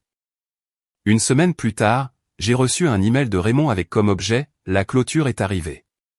À l'intérieur se trouvait l'avis officiel du tribunal. Date de l'audience finale fixée. À un pas de la liberté. Je me suis servi un verre pour fêter ça, j'ai levé mon verre vers la fenêtre et j'ai dit, à l'intention de Clara, que ta prochaine victime lise les petits caractères. Puis j'ai ri, car honnêtement, je n'étais même pas amer. Elle avait écrit sa propre fin. J'ai juste laissé défiler le générique. Le truc avec le karma, c'est qu'il ne vous envoie pas de texto en premier. Il débarque simplement, portant des talons aiguilles et un sourire suffisant, et soudain, tout ce que l'autre personne pensait gagner commence à glisser entre ses doigts manucurés. Ce furent les semaines suivantes de Clara. Un long effondrement au ralenti et je n'ai même pas eu à lever le petit doigt. Cela a commencé par un appel de Raymond un lundi matin. Green et Mater viennent de nous contacter, a-t-il dit, d'une voix calme, amusée, comme un homme qui lirait des histoires pour s'endormir à un imbécile. Ils implorent notre clémence. J'ai failli faire tomber mon café. Ils implorent, comme dans vraiment supplier. Leurs propres mots, a-t-il dit. Elle ne veut rien écouter. Elle pense qu'elle peut négocier avec des larmes. Je me suis adossé à ma chaise, souriant. C'est bien elle, ai-je dit, utiliser l'émotion comme une arme quand la logique a quitté le bâtiment. Raymond a gloussé. Eh bien, le juge n'y croit pas. Et attendez d'entendre ça. Votre ex a oublié de déclarer un collier en diamant de 60 000 $ dans sa déclaration de patrimoine. Oh, vous voulez dire le collier que je lui ai acheté pour l'anniversaire de sa mère et qu'elle prétendait avoir emprunté. C'est celui-là. Nous avons trouvé le reçu. Sa crédibilité vient de s'évaporer. Pour le contexte, Green et Mater, c'était l'équivalent juridique d'un restaurant 5 étoiles. Cher, impressionnant, et plein de choses que vous regrettez d'avoir payées. Alors quand Raymond a dit que son avocat suppliait, cela signifiait une chose. Ils en avaient fini de faire semblant qu'elle était rationnelle. Je pouvais imaginer leur bureau, Monsieur Green, l'associé principal, se massant les tempes pendant que son jeune associé chuchotait, peut-être qu'elle devrait arrêter d'envoyer des emails directement au juge. Je n'avais pas besoin de le voir pour savoir que j'avais été marié à la tempête. Je connaissais le schéma. Quand Clara sentait le contrôle lui échapper, elle redoublait de théâtralité. Elle s'était probablement présentée à leur bureau avec du rouge à lèvres et une mine tragique, parlant de « défendre ses positions » pendant qu'ils essayaient de lui expliquer comment fonctionne le parjure. Je n'ai pas célébré pour autant. Pas encore. Je l'avais déjà vu rebondir. Clara était comme une mauvaise suite de films. Personne ne l'a demandé, mais elle finit toujours par sortir au cinéma. Pourtant, il y avait un nouveau calme en moi. Je n'étais plus en colère. Je n'étais même plus anxieux. J'étais diverti. Raymond appelait cela de la « satisfaction détachée ». Moi, j'appelais ça regarder le Netflix du karma. Chaque épisode devenait meilleur. Quelques jours plus tard, mon pote Nathan m'a appelé. « Mec, tu as vu son Instagram ?» J'ai gémi. Pourquoi je le ferais? Parce qu'elle pète les plombs. Genre, une vraie crise digne d'un documentaire. Contre mon meilleur jugement, j'ai regardé. C'était là. La nouvelle esthétique de Clara, cheveux en bataille, citations motivantes, et des légendes comme « les batailles les plus dures sont menées seules ». Les commentaires étaient tous prévisibles. Reste forte, reine. Les hommes sont des ordures. Je t'envoie des prières et du vin. J'ai ri. Elle transforme le chagrin d'amour en activité secondaire, ai-je dit. Nathan a pouffé de rire. Tu crois qu'elle va lancer un podcast? Oh, elle le fera, ai-je dit. Épisode 1, comment perdre 85% de ses biens en 10 étapes faciles. Pendant ce temps, ma vie était la plus calme qu'elle ait été depuis des années. Mon entreprise prospérait. L'équipe était heureuse. Et mes matinées ne commençaient plus par des grenades émotionnelles déguisées en conversation de petit déjeuner. Je pouvais enfin manger en paix sans entendre « Tu me trouves dramatique ?» Réponse « Oui. » Toujours oui. J'avais recommencé à aller à la salle de sport, à manger mieux, et même à mieux dormir. C'est drôle comme le silence peut être le son le plus luxueux au monde une fois que vous avez vécu avec quelqu'un qui utilisait les cris comme exercice cardio. Un matin, j'en étais à ma 3e tasse de café quand Raymond a encore appelé.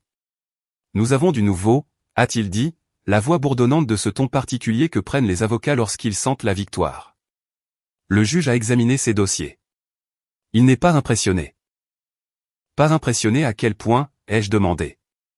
Il a littéralement écrit, et je cite, « Ce dossier reflète une mauvaise préparation et des intentions douteuses. » Aïe, ai-je dit. C'est le jargon juridique pour dire réessayer quand vous aurez mis de l'ordre dans votre vie. Exactement, a dit Raymond. Nous poussons pour finaliser le mois prochain. C'est de la musique à mes oreilles, ai-je répondu. Je vous enverrai une bouteille quand ce sera fini. Envoyé en deux, a-t-il répondu. Plus tard dans la journée, j'ai reçu un email de l'ancienne entreprise de Clara, celle qu'elle avait quittée lorsque nous nous étions mariés parce qu'elle disait être destinée à des choses plus créatives. L'objet disait « Demande de référence pour l'ancienne employée Clara Lannes ». J'ai souri. Elle essayait de trouver un travail. Tant mieux pour elle, honnêtement, mais aussi très poétique. La femme qui m'avait dit un jour « Je n'aurai plus jamais besoin de travailler. Tu es assez stable pour nous deux », essayait maintenant d'utiliser son charme pour réintégrer la vie de bureau. Je ne l'ai pas saboté. Je ne suis pas ce genre de gars. J'ai répondu par une note brève et polie, compétente, éloquente, ambitieuse, préfère l'indépendance. Je me suis dit que cette dernière partie l'aiderait ou la hanterait. Quoi qu'il en soit, ce n'était plus mon problème. Pourtant, je connaissais Clara. Elle n'était pas faite pour l'humilité. Un travail durerait 2 semaines maximum avant qu'elle ne décide que son manager ne respectait pas son aura. Je n'avais pas besoin de me venger. Sa personnalité s'occupait de ce département. Vers la même époque, sa mère, Margaret, oui, cette Margaret, PDG de Culpabilité Incorporated, m'a rappelé. Maçonne, a-t-elle commencé. C'est Margaret. J'appelle juste pour dire que tu as humilié notre famille. Quelle partie, ai-je demandé. La partie où votre fille a menti à un juge ou la partie où j'ai arrêté de financer son addiction aux bougies? Tu trouves ça drôle, a-t-elle cinglé. Elle pleure depuis des jours. Moi aussi, ai-je répondu. Sauf que les miennes étaient des larmes de rire. Clic. Elle a raccroché à nouveau. Cette femme pouvait raccrocher plus vite qu'un télévendeur pendant une panne de courant. Raymond m'avait dit de ne plus interagir avec elle. Margaret est un résidu émotionnel. Ignorez-la, m'avait-il dit.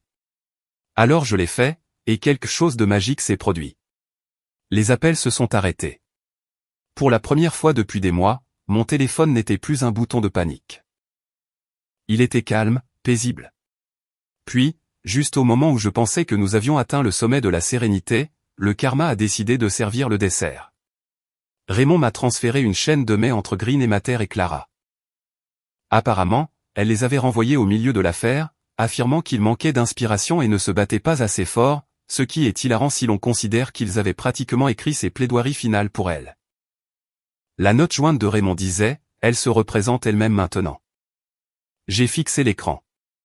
Elle fait quoi? Je l'ai appelée. S'il vous plaît, dites-moi que vous plaisantez. J'aimerais bien, a-t-il dit en riant. Elle a déposé sa propre motion. Elle est manuscrite à l'encre rose. Vous mentez. Non. Elle a même dessiné un visage triste dans la marge. Je suis resté silencieux pendant 10 bonnes secondes, essayant de décider si je devais rire ou allumer une bougie pour la santé mentale du juge. Donc, elle me poursuit avec des travaux manuels. En gros, a-t-il dit. J'ai vu des enfants en bas âge écrire des réfutations plus solides. À ce stade, je ne pouvais même plus être en colère. C'était de l'art performatif. Je l'imaginais chez elle, les cheveux attachés, entouré de bougies parfumées et de verres de vin à moitié vides, en train de griffonner, il m'a abandonné émotionnellement pendant qu'une musique dramatique jouait en fond sonore. Si l'auto-sabotage avait un tableau Pinterest, ce serait ça. 2 semaines plus tard, sa défense a été rejetée. La note du juge disait, cette soumission ne répond pas aux critères d'une motion formelle. Raymond me l'a envoyé avec une seule phrase, affaire classée, presque littéralement. À ce moment-là, les commérages avaient enfin fini par s'estomper.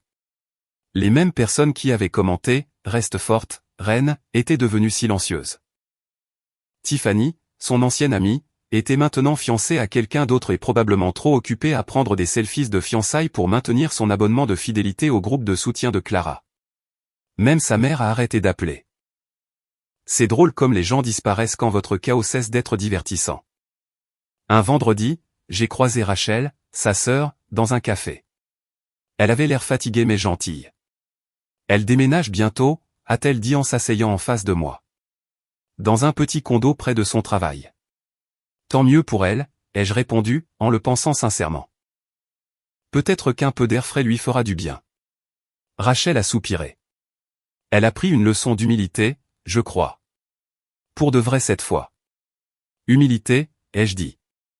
Donc, on est dans la phase préquelle des excuses. Rachel m'a fait un faible sourire. Peut-être qu'elle voulait que je te dise qu'elle est désolée. J'ai haussé un sourcil. Désolé comme vraiment désolé ou désolé comme s'il te plaît, oublie l'ordonnance restrictive et discutons. La première, a-t-elle répondu doucement. Je pense qu'elle a enfin réalisé ce qu'elle a perdu. J'ai hoché la tête, fixant mon café. Ouais, ai-je dit doucement. Moi aussi. En rentrant chez moi ce soir-là, j'ai trouvé une enveloppe dans ma boîte aux lettres. Manuscrite, pas d'adresse d'expéditeur. À l'intérieur, il y avait un mot, tu avais raison. J'ai tout gâché. Je ne pensais pas que tu t'en irais vraiment. Je l'ai fixé pendant une longue minute. Ce n'était pas un mot de colère. Ce n'était pas manipulateur. C'était juste triste. Pour la première fois, je n'ai pas ressenti de satisfaction, juste le sentiment de la fin. Parce que quand quelqu'un admet enfin la vérité, l'histoire se termine. Je n'ai pas répondu. Que pouvais-je dire? Je te l'avais dit ne réparerait rien. Et puis, le silence avait parfaitement fonctionné jusqu'à présent. J'ai plié la lettre, je l'ai glissée à nouveau dans l'enveloppe et je l'ai rangée dans un tiroir. Non pas parce que je voulais la garder, mais parce qu'elle ressemblait à une pierre tombale pour cette partie de ma vie. Le lundi suivant, Raymond a appelé une dernière fois. Mason, a-t-il dit, félicitations. C'est officiel. Divorce finalisé. Vous êtes libre. Je n'ai pas applaudi ni célébré. J'ai juste expiré. Vous avez fait du bon travail, Raymond. Vous avez fait mieux, a-t-il dit. Vous êtes resté calme. J'ai ri. Je n'avais pas le choix. Vous me faisiez plus peur qu'elle.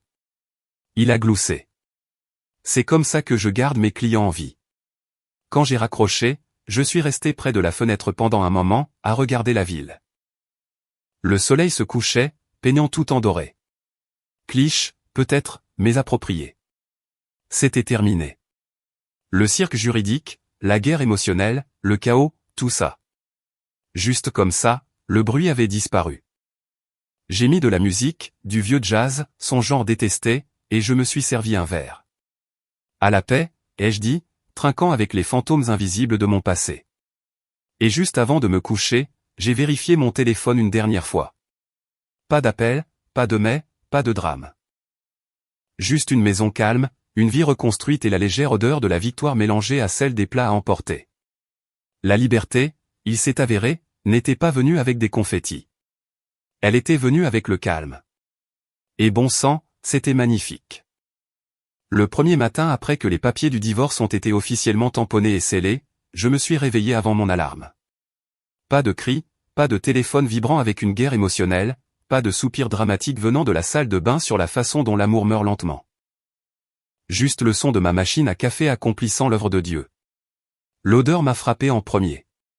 Torréfaction foncée, victoire, et quelque chose d'autre qui ressemblait presque à la paix. J'étais debout dans ma cuisine, pieds nus, regardant par la fenêtre comme un homme dans une publicité pour des antidépresseurs. Sauf que cette fois, le sourire était vrai. La lumière du soleil entrait à travers les stores, frappant le comptoir en marbre qu'elle trouvait autrefois trop froid pour des photos de famille. Il s'avère que la paix a un meilleur goût en matière de décoration d'intérieur. Mon téléphone était silencieux, ce qui autrefois éveillait mes soupçons. Maintenant, c'était sacré. Je me suis assis à la table avec mon mug, j'ai pris une longue gorgée et j'ai pensé à la façon dont tout avait changé. Il y a quelques mois, je perdais le sommeil à cause des dépositions et des textos de l'avocat de mon ex exigeant que je reconnaisse ses contributions émotionnelles. Maintenant, j'étais libre, officiellement, légalement, magnifiquement libre. Et la meilleure partie, c'est que je n'ai même pas eu à me battre de façon sale. Le karma a fait tout le gros du travail pendant que je buvais de l'eau et que je m'occupais de mes affaires. Quelque part dehors, Clara était en train de poster un autre selfie filtré avec la légende « Nouveau départ, fleur de cerisier, étincelle ». Et je ne pouvais même pas être en colère. Laissons-la avoir ses hashtags. J'avais la paix. Vers 9 heures, Raymond a appelé.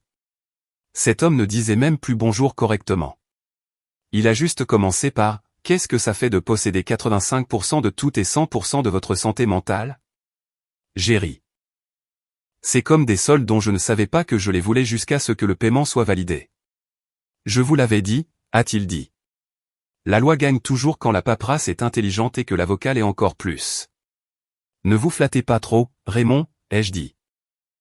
Vous pourriez commencer à me facturer les compliments. Trop tard, a-t-il répondu. Vous verrez cette ligne sur la prochaine facture. Vous êtes incroyable. Je suis invaincu, a-t-il corrigé, et je pouvais pratiquement l'entendre sourire au téléphone. Nous avons discuté quelques minutes des détails à régler, des déclarations finales, des transferts de propriété, toutes ces confettis juridiques. Puis, avant de raccrocher, il a dit quelque chose que je n'attendais pas, vous savez, Mason, tout le monde n'arrive pas à sortir de ce genre de pétrin sans se perdre. Soyez fiers de l'avoir fait. Celle-là est restée en moi. Malgré tout son sarcasme et sa bravade, Raymond n'avait pas tort. Le divorce ne se contente pas de diviser les biens. Il divise ce que vous êtes. Soit vous rétrécissez, soit vous évoluez. Et je n'étais pas sur le point de rétrécir pour qui que ce soit. J'ai passé les jours suivants à récupérer de petites parties de ma vie que j'avais oubliées. Des choses simples. Ma playlist n'avait pas besoin de sauter les chansons de rupture tristes. Mon frigo ne contenait pas de yaourt allégé qui expirait émotionnellement avant d'expirer physiquement. Et surtout, mes soirées étaient calmes. Pas de « on peut parler », suivi d'un monologue de 45 minutes sur la façon dont le ton de mon texto était détaché. Le détachement était devenu mon super pouvoir. En fait, ça et le sarcasme, les deux pierres angulaires de la survie masculine. Le vendredi, j'ai retrouvé Nathan dans notre bar préféré, un petit bar à whisky du centre-ville qui sentait le chêne, les histoires et les mauvaises décisions d'autres hommes. Il était déjà au comptoir quand je suis entré, avec un grand sourire, comme s'il avait attendu que ce chapitre de ma vie se termine juste pour pouvoir exulter. À la liberté, a-t-il dit en me tendant un verre. À la paix juridiquement appliquée, ai-je dit en trinquant avec lui. Alors, comment elle s'en sort, a-t-il demandé. Tu veux vraiment la mise à jour, ai-je demandé en riant. Toujours, a-t-il dit, se penchant comme un enfant qui écoute des histoires de fantômes. Eh bien, ai-je dit, aux dernières nouvelles, elle a emménagé dans un condo en centre-ville. Un truc petit mais moderne. Elle poste probablement sur la façon dont l'indépendance sent l'eucalyptus et les regrets. Nathan a éclaté de rire. Tu es sauvage. Non, ai-je dit en sirotant mon verre. Je suis guéri. Nous avons parlé de tout sauf d'elle après ça. De sport, de travail, de projet. C'était normal. C'était la partie la plus étrange. C'était juste normal. Pas de tension, pas de gueule de bois émotionnelle. Juste deux gars parlant de la vie sans accompagnement de chaos. Vers minuit, je suis rentré chez moi, j'ai enlevé mes chaussures, et j'ai réalisé quelque chose que je n'avais pas ressenti depuis des années. Je ne marchais plus sur des œufs. Mon appartement n'était pas impeccable par peur des critiques. Mon silence n'était pas utilisé comme une arme. Ma paix n'était pas fragile. Elle était juste à moi. Le lendemain matin, je me suis réveillé tôt encore une fois. Pas de gueule de bois, pas de regret. J'ai préparé du café, ouvert la fenêtre et j'ai juste respiré. La ville était vivante, mais pas envahissante. Les voitures au loin, les oiseaux qui faisaient ce que font les oiseaux, et moi, un homme enfin démêlé du cirque. J'étais assis sur le balcon en sirotant mon café, parcourant mes emails jusqu'à ce que je tombe sur un message de la mère de Clara. Objet, l'appel d'une mère. J'ai failli recracher mon café. Bien sûr, elle n'a pas pu résister à une dernière performance. Le message était court, Mason, elle est blessée et humiliée. J'espère que tu pourras trouver dans ton cœur de quoi lui donner un peu plus, pour sa dignité. J'ai tellement ri que j'ai dû poser le mug. Puis j'ai répondu avec une seule phrase. La dignité n'est pas un actif financier, Margaret, elle devra la mériter. Envoyer, supprimer, bloquer. Et c'était tout. Le dernier fil. La dernière corde de culpabilité qui fonctionnait autrefois sur moi comme par magie, maintenant impuissante. On pouvait presque entendre le karma bourdonner en arrière-plan comme une chanson thème. Parce que voici le truc avec la dignité. C'est comme le crédit. Une fois que vous le brûlez, personne ne vous accorde une autre ligne. J'ai passé cet après-midi-là à organiser mon bureau à domicile, une chose que je repoussais depuis le début du chaos. J'ai trouvé un vieux dossier étiqueté « Projet de vie ». À l'intérieur, il y avait des notes, des idées commerciales et des croquis pour une application que j'avais autrefois rêvé de créer avant que mon mariage ne devienne un emploi à plein temps. Pour la première fois depuis longtemps, j'ai de nouveau ressenti cette étincelle. Les démangeaisons créatives, l'ambition qui s'était retrouvée enterrée sous les « tu penses vraiment que ça va marcher » constant de Clara. J'ai rouvert mon ordinateur portable, commencé à esquisser des idées, et en quelques heures, j'étais de nouveau dans ma zone. C'était bon, propre, productif. Comme si une partie de moi était restée assise dans une pièce sombre, attendant que quelqu'un rallume la lumière. Ce soir-là, pendant que je commandais à manger, j'ai reçu un texto d'un numéro inconnu. J'ai failli ne pas le regarder, mais la curiosité est une drogue puissante. Il disait « J'espère que tu es heureux ». Pas de nom, pas de ponctuation, juste ces mots. Je n'avais pas besoin de deviner. Le fantôme du chaos était de retour. Je n'ai pas répondu, bien sûr. Je l'ai juste regardé, j'ai souri faiblement et je l'ai effacé. Le bonheur ne consiste plus à gagner. Il s'agit de paix. Et on ne peut pas expliquer la paix à quelqu'un qui profite du bruit. Quelques semaines ont passé et le monde s'est installé dans un rythme dont je n'avais pas réalisé qu'il me manquait. Le travail était fluide. Mon entreprise a commencé à attirer de nouveaux clients. Raymond m'a présenté à un consultant financier qui m'a aidé à restructurer mes actifs. Et pour la première fois, je ne m'inquiétais pas que quelqu'un siphonne mon avenir pour des entreprises créatives. J'ai même recommencé à faire du jogging, ce que je n'avais pas fait depuis que Clara m'avait dit, courir n'est qu'une autre forme d'évitement. Il s'avère qu'elle avait raison. C'était éviter les mauvaises compagnies, et mes poumons adoraient ça. Puis est arrivé le moment qui a tout scellé. J'étais dans mon café habituel un matin, le genre d'endroit avec des meubles dépareillés et des baristas qui semblent nés sur Pinterest. J'en étais à la moitié de mon café quand je l'ai vue, Clara, de l'autre côté de la rue. Elle avait l'air humaine. Pas glamour, pas radieuse, juste normale. Les cheveux attachés, des cernes sous les yeux, portant un sac de course et, je le suppose, de l'humilité. Elle ne m'a pas vu, et je n'ai pas appelé. J'ai juste observé. Et pour la première fois, je n'ai ressenti ni colère, ni pitié, ni fierté. J'ai juste ressenti de la distance. Le genre de distance qui n'est pas physique. C'est de l'altitude émotionnelle. Nous étions deux personnes qui avaient partagé une vie de drame et qui existaient maintenant sous des climats complètement différents. J'ai fini mon café, laissé un pourboire, et je me suis éloigné sans me retourner. La clôture n'a pas besoin d'applaudissements. Elle a juste besoin de pas silencieux pour avancer. Plus tard dans la journée, j'ai appelé Raymond juste pour prendre des nouvelles. Surtout par habitude. Comment se passe la retraite du chaos, a-t-il demandé. Paisible, ai-je dit. Presque suspicieusement. C'est la période d'adaptation, a-t-il répondu. Vous commencerez bientôt à en avoir envie. Trop tard, ai-je dit. C'est déjà le cas. Il a ri. Bien. Restez ennuyeux. C'est l'ennui qui gagne les procès et la vie.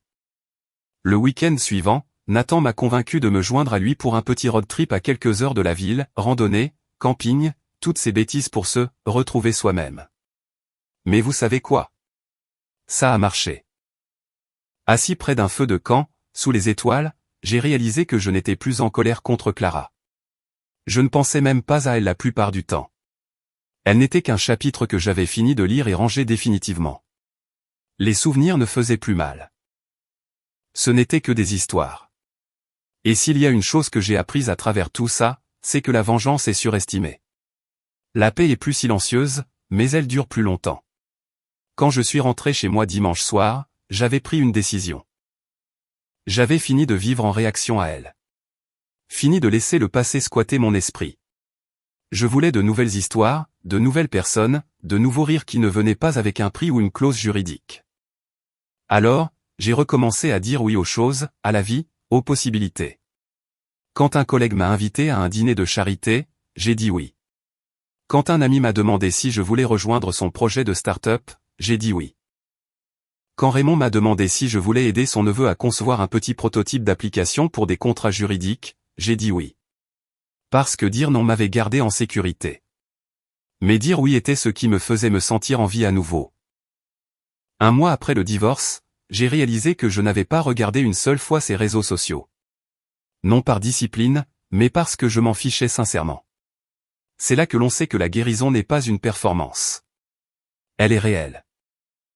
Vous arrêtez de regarder le tableau des scores parce que vous êtes trop occupé à jouer votre propre match.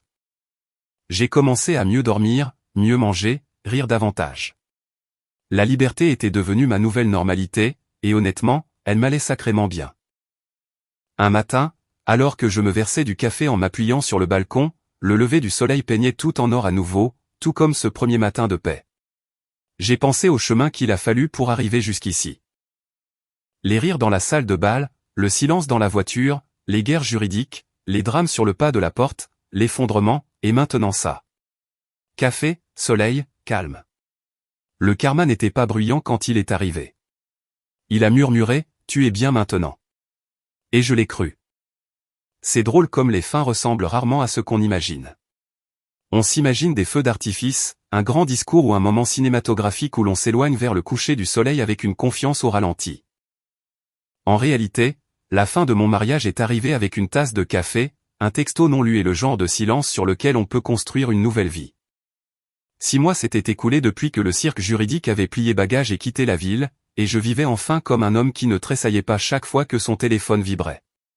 Mes matinées étaient simples. Café, gym, travail, paix, la Sainte Trinité. J'avais appris à apprécier l'ennui parce que l'ennui signifiait la stabilité, et la stabilité signifiait que personne n'essayait de me poursuivre en justice sur le plan émotionnel avant le petit déjeuner. Le jour où le chèque final du divorce a été crédité sur mon compte, je suis resté là à regarder la notification et j'ai pensé, mince, c'est à ça que ressemble la clôture. Pas mal. Le tribunal avait officiellement statué en ma faveur. 85% de tous les biens matrimoniaux, la maison, la voiture, les comptes, les parts de l'entreprise. Clara avait eu ses 15% dans un condo de luxe quelque part en centre-ville, probablement rempli de bougies parfumées et de mémoire sélective. Raymond m'avait appelé ce matin-là avec son enthousiasme peint sans rire habituel. Félicitations, Mason. Vous êtes maintenant légalement libre de prendre de mauvaises décisions sans ma supervision. Je croyais que c'était pour ça que je vous payais, ai-je plaisanté. C'était le cas, a-t-il dit. Mais la liberté vient avec des responsabilités et un nouveau taux horaire. Vous arrêtez parfois de facturer les gens pour vos blagues. Pas dans cette économie. Je pouvais entendre des papiers bruire de son côté. Une dernière chose, a-t-il dit. La note du juge a complimenté votre calme tout du long. Il a dit, et je cite, « Monsieur Mason a fait preuve d'une retenue remarquable. » Est-ce que c'est du jargon juridique pour dire « il n'a frappé personne » ? Essentiellement, oui. C'est rare. Portez-le comme un badge. Je vais le faire encadrer, ai-je dit. Il a ri. Vous l'avez mérité, mon ami. La plupart des gens sortent amers du divorce. Vous en êtes sorti plus riche et plus drôle. C'est ma marque de fabrique, ai-je dit, la vengeance, mais avec du charme. Après avoir raccroché, je me suis versé une autre tasse de café et je me suis assis sur le porche, pensant à quel point la vie était différente maintenant. La maison était calme, mais pas de cette façon lourde et étouffante d'autrefois. C'était un silence apaisant, le genre qui ne demandait pas d'attention. J'avais aussi redécoré.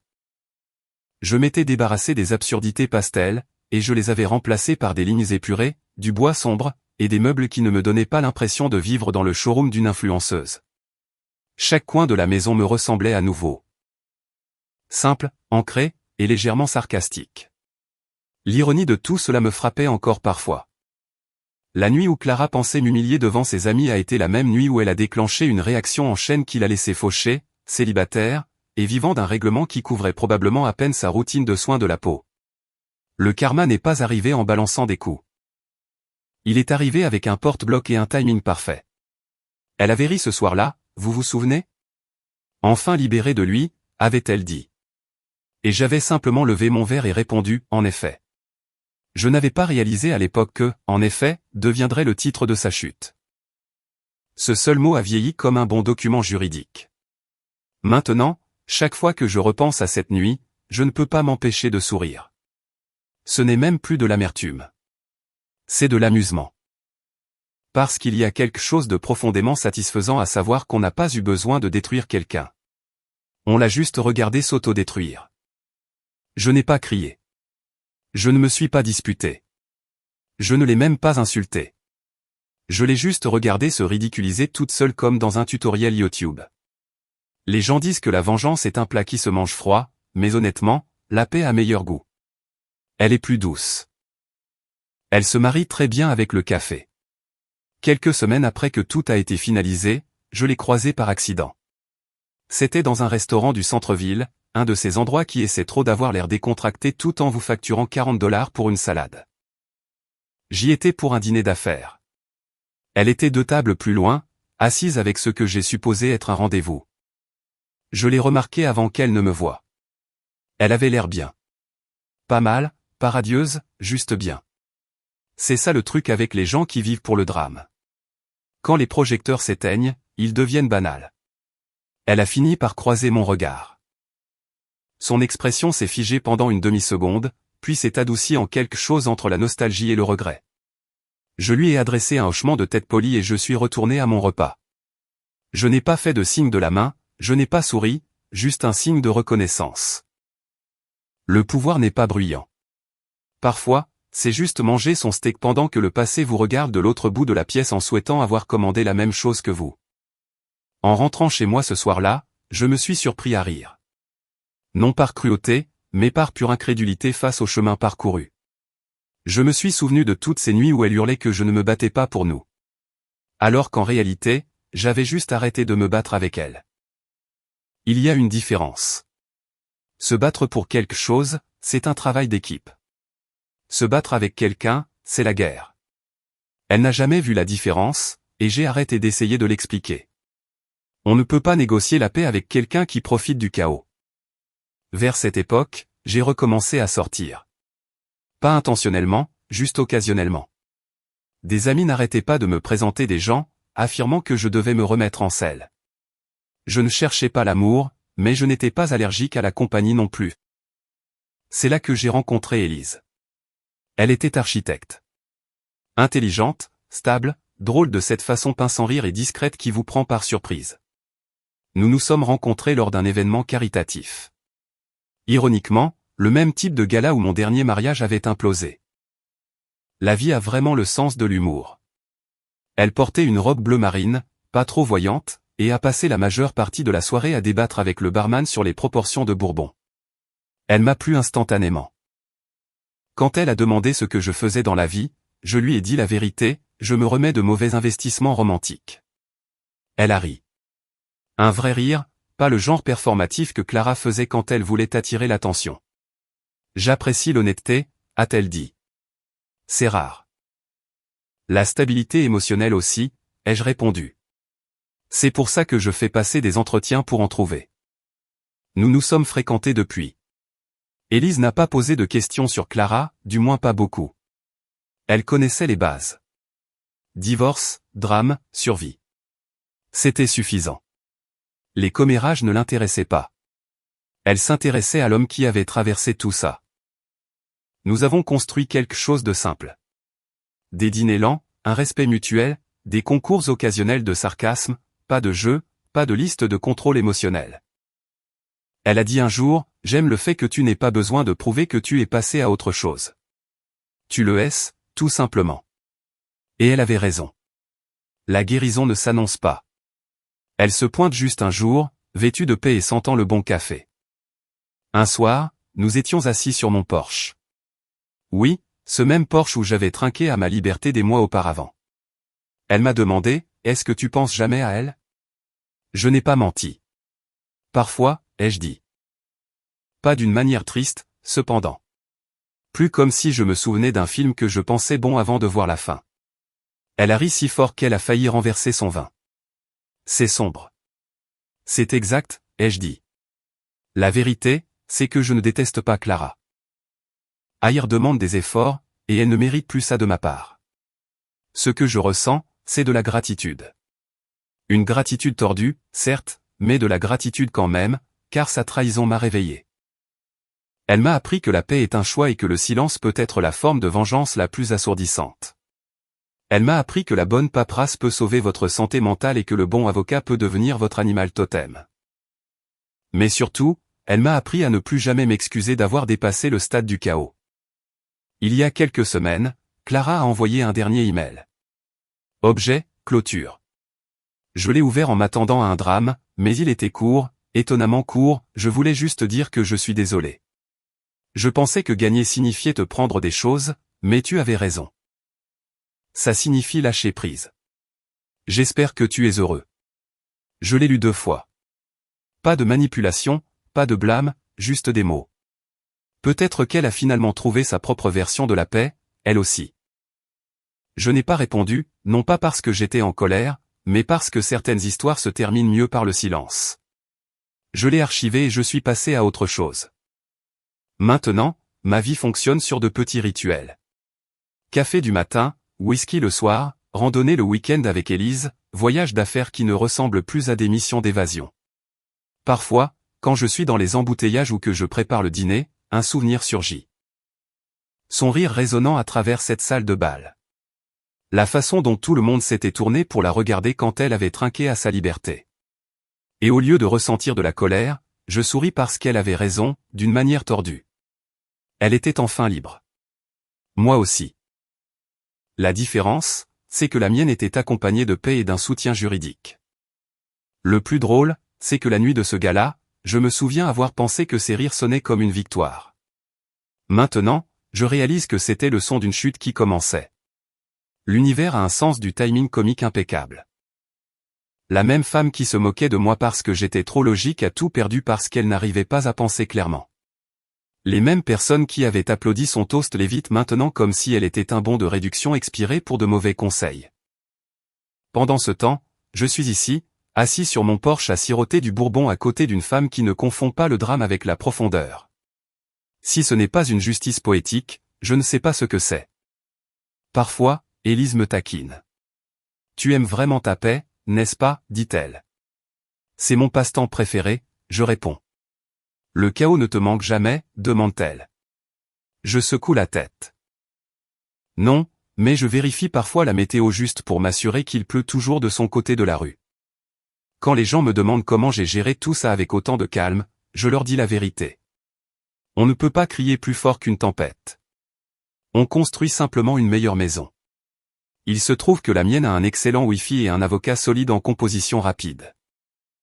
Et quand ils me demandent si je crois au karma, je leur dis oui, mais seulement si on lui laisse le temps. Le karma ne se précipite pas.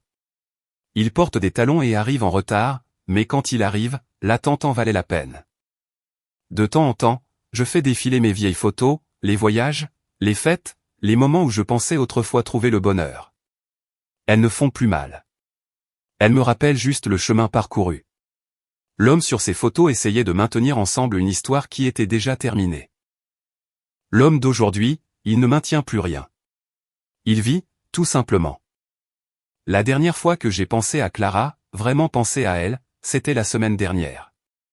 J'étais à un mariage, celui de mon ami Nathan, justement. Et pendant les toasts, quelqu'un a fait une blague sur le fait que l'amour est un partenariat de patience. J'ai ri doucement pour moi-même. Élise m'a donné un coup de coude. Blague privée, a-t-elle demandé. On peut dire ça, ai-je répondu.